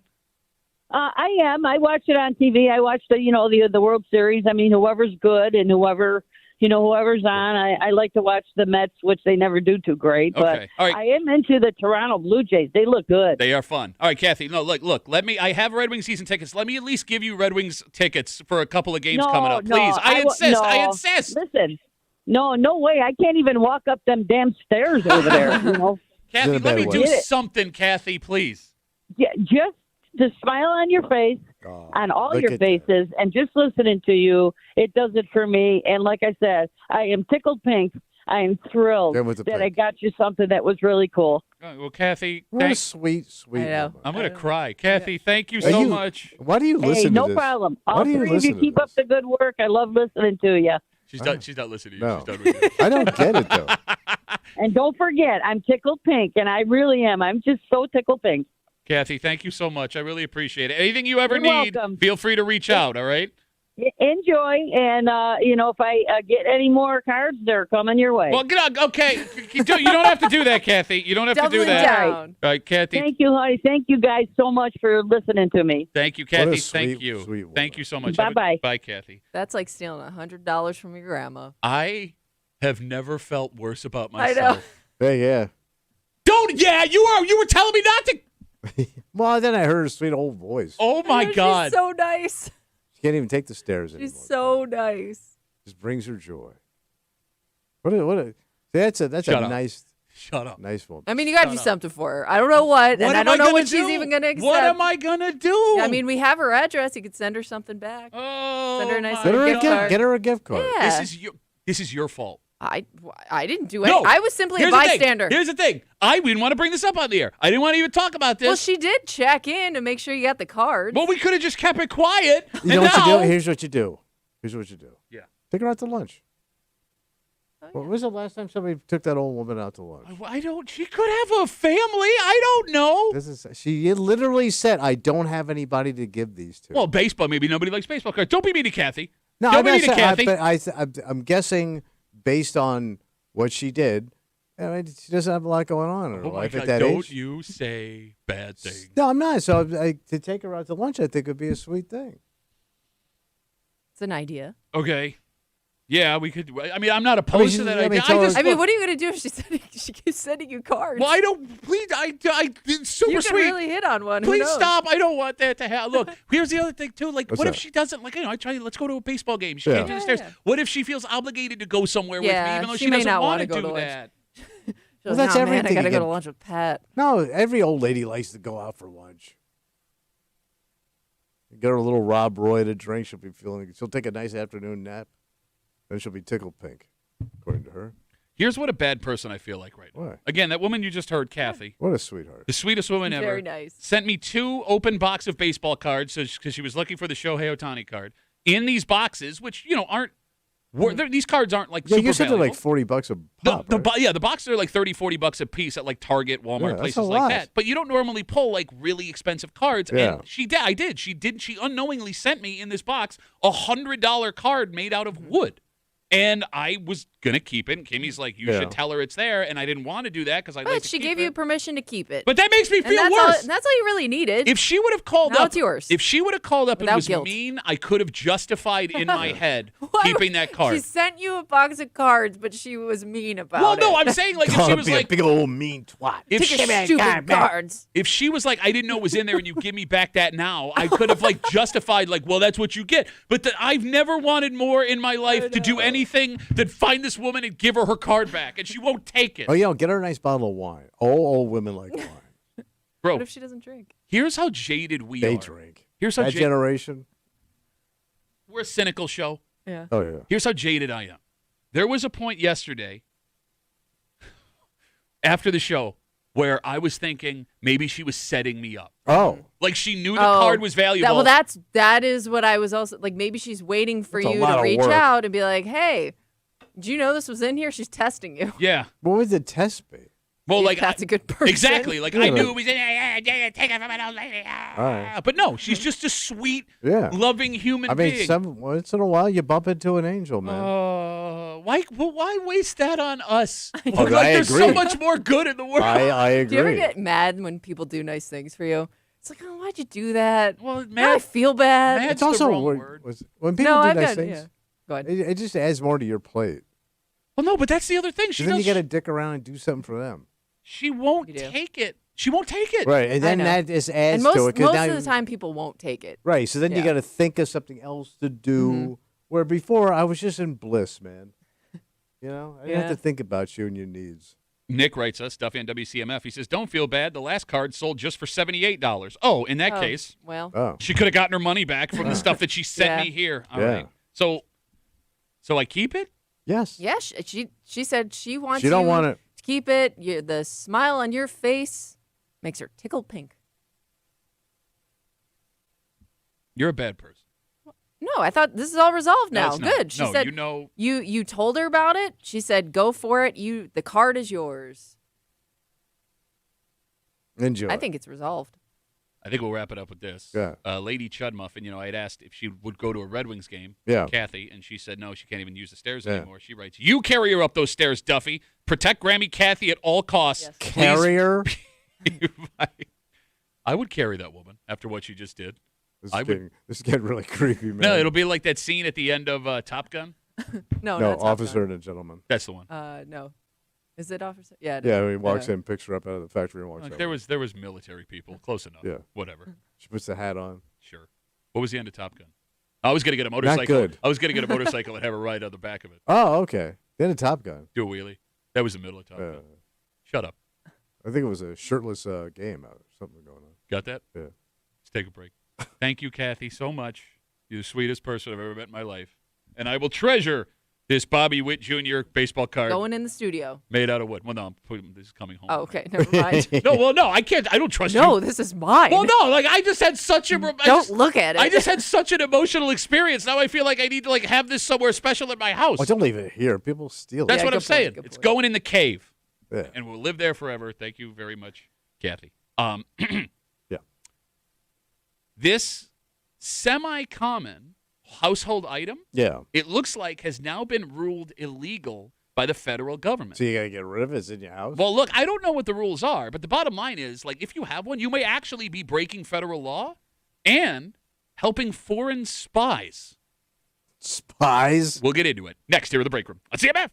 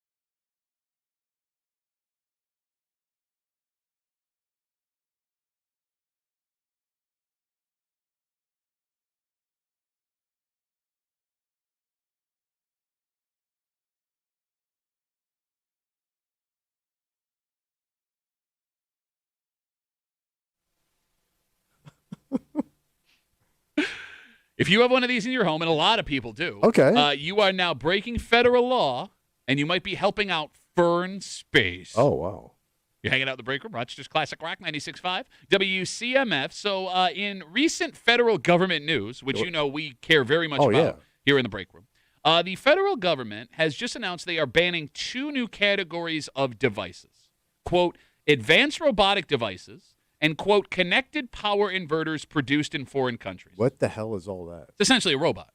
Oh, a robot. A robot produced in a foreign country. But I don't have a robot in my house. Okay, so that's what a lot of people are thinking. I don't have a robot butler, right? Like, what's the big deal? And it turns out you may be wrong. Because if you own a Roomba or any kind of independently working robot vacuum, you now may be breaking this federal law. Same thing with those little lawnmowers I see around town? Well, no, because that's outside. Actually, you know what? You might be right. That might be something. So Roomba is owned by a company called iRobot, and they are an American company, but the vacuums that they sell are made in China and Vietnam. Shark Ninja, Dyson, Roborock, all the other companies that make them also produce their robots overseas. Okay. So it turns out, if you own a Roomba, you are now a threat to national security. So what are they getting out of my dirty floor? So they are worried about robots that use AI to map their surroundings and send the information back to the manufacturer. And it turns out, if you did not know, that's exactly what your robot vacuum does. But what does the Chinese government do with the fact that they have the floor of my house mapped out? So in theory, it would help the Chinese understand the average layout of the American home. Now, it is very possible. All right. It is very possible that when the federal government understands that Roombas fall under this, they're going to go, okay, no, Roombas are fine. It's other stuff. But, so are they banning Roombas right now? No. It just turns out that Roombas fall underneath this ban. Because your cats and dogs would be happy with that. Turns out they've been fighting for national security this entire time. No, but the folks who own Roomba had to come out and make a statement saying they are going to have to talk to the federal government to see if they're going to do something. Crush their business. It would make it. They would have to produce them in America, which God who knows what that would cost them. Oh yeah. Right, but I mean, in theory, if you keep using your Roomba and they are feeding this information back to the Chinese government, which by the way isn't necessarily happening. Yeah. It would mean the Chinese government would know exactly what to expect before they came and kicked down your door in case of an invasion. Like, no joke. That is a thing. They have the blueprints. Well, no, they could individually map out every American home that has a Roomba and would know which home that is. I mean, in theory, which is kind of freaky. Yeah, but I mean, come on, man. What? Chinese got to come all the way over here. Mm-hmm. And what's been stopping them so far has been the square footage of my bathroom. Look, you're right. The Chinese don't want you, and they don't want me. Yeah. But I'm sure there are important U.S. officials, people that would be valuable to the Chinese government, again, in a hypothetical situation where there was a land invasion or a drone got over here, where they could use that information to their benefit. It's not out of the question. I mean, look, if you look back in the history of, like, major war, crazier tiny pieces of information have made major differences in major battles or operations. I didn't know that. I mean, think about it. So if you own a Roomba, you're essentially spying on the U.S. government. Oh, you have to finish your vacuum cleaner. I wonder if there's ever been a Roomba in the White House. Oh. Or no, like, they got a staff. Yeah, probably have a whole staff doing that maybe stuff. one of the staff's like, I'm going to vacuum in. Here you go. Good luck. Oh. I mean, I know they have tiny children mow the lawn at the White House. I've seen that photo over and over again. Do they have robot mowers at the White House? Oh, look at that. I guess I don't know. No, they got groundskeepers, man. Yeah, they got a Roomba. And I guess it's not like you could take a pic. We've all seen what the White House looks over top. It's Yeah, not like yeah. I think the lawnmower see the would help. landscape. Yeah. Instagram message coming in. Duffy on WCMF. My husband's company bought a $5,000 drone for their bridge tower inspections. Last year, they were told they couldn't use it anymore because it was made in China. Wow. Really? $5,000 they spent? Damn. I'm still using it. Wait, no, the government said you can't. Fuck you. I'm still. I mean, I got $5,000 in this thing. Okay. Well, bro, that's a little more alarming. You don't want the Chinese to know exactly all of the bridges and things. By the way, they got Google over there. I'm pretty sure they know where all the bridges are. Okay. Yeah, I guess I just don't know. This place ain't a secret. I was going to say, I don't know like how much new information you're necessarily getting. Right. from some. Yeah, of I the don't think stuff. they're sitting over there in China going, "Hey, where do you think the George Washington Bridge is?" No, but if you're inspecting the bridges, it's even more information. Yeah. Like you're getting all the details of what works. They're what just gonna doesn't. bomb it. Look, I'm not saying. But boom, it's done. I'm not saying what the federal government did was smart or right. I don't know. This is above my head. It sounds, But it sounds like an overreaction. based on what? Nothing. Okay. Like, you know what I know. I don't know if all of this matters, but the fact of the matter is, again, Seems like a little paranoia. 252 WCMF, the FCC announced that they are banning advanced robotic devices and connected power inverters produced in foreign countries. That is a Roomba. It's a robot in your house. Roomba falls under that, and if you are using a Roomba or a Shark Ninja or a Dyson or a Roborock or any other of these robo vacuums that were produced in China, Vietnam, places like that, you are now breaking the law, and that robot could be spying on your house for China. I mean, you think about it. Everything we have has at least some foreign parts in it, right? Yeah. Yeah. Okay. Your car, whatever you're doing. So, like, they've got all this stuff, and we got all this stuff. You know what I mean? It goes back and forth. No, I agree with you. Again, maybe it is overreaction. It is weird, though, that they focused on these. Yeah. Not like your home camera systems Exactly. and things like that, because, where were those all produced? Well, let's say you bought a drone, and you're flying it around because Okay. you just like doing it, and it Yeah. was manufactured in China.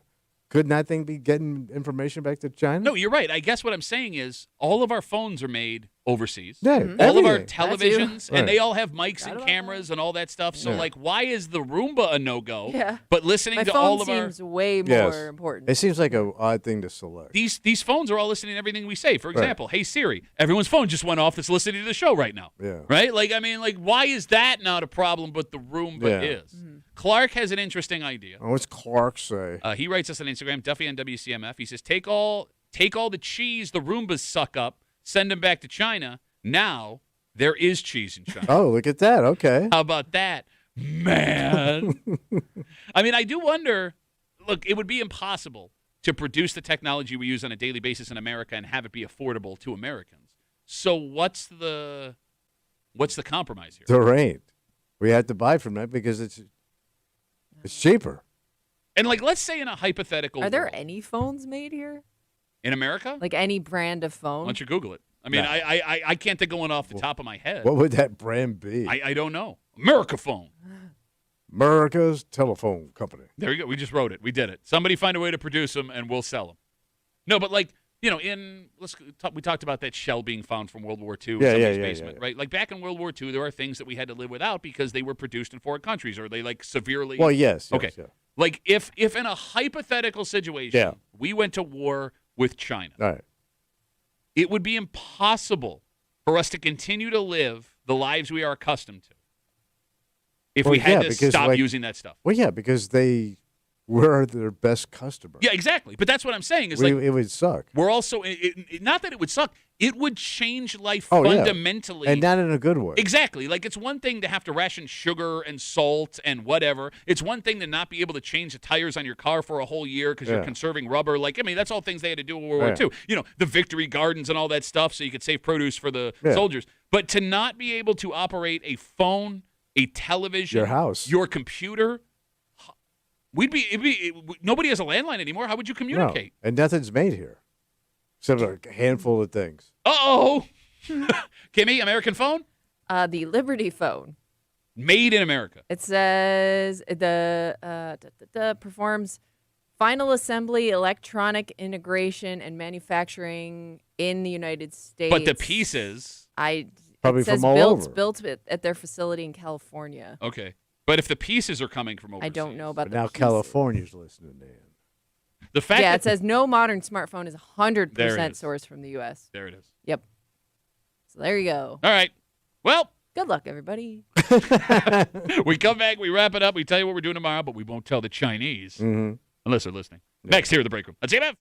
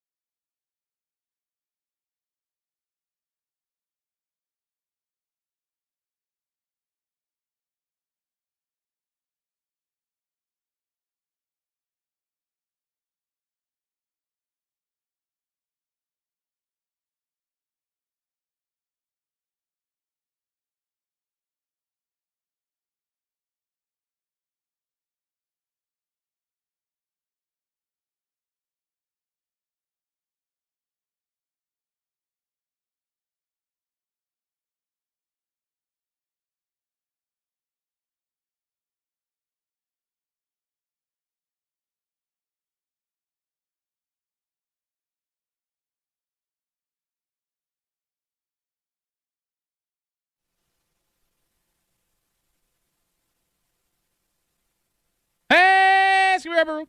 Hump day, Rubber. For a Wednesday Break Room CMF. We'll be back here tomorrow for a Thursday. Lots of fun stuff, I promise, but we are, as usual, super late. Okay. So we got to get out of the way.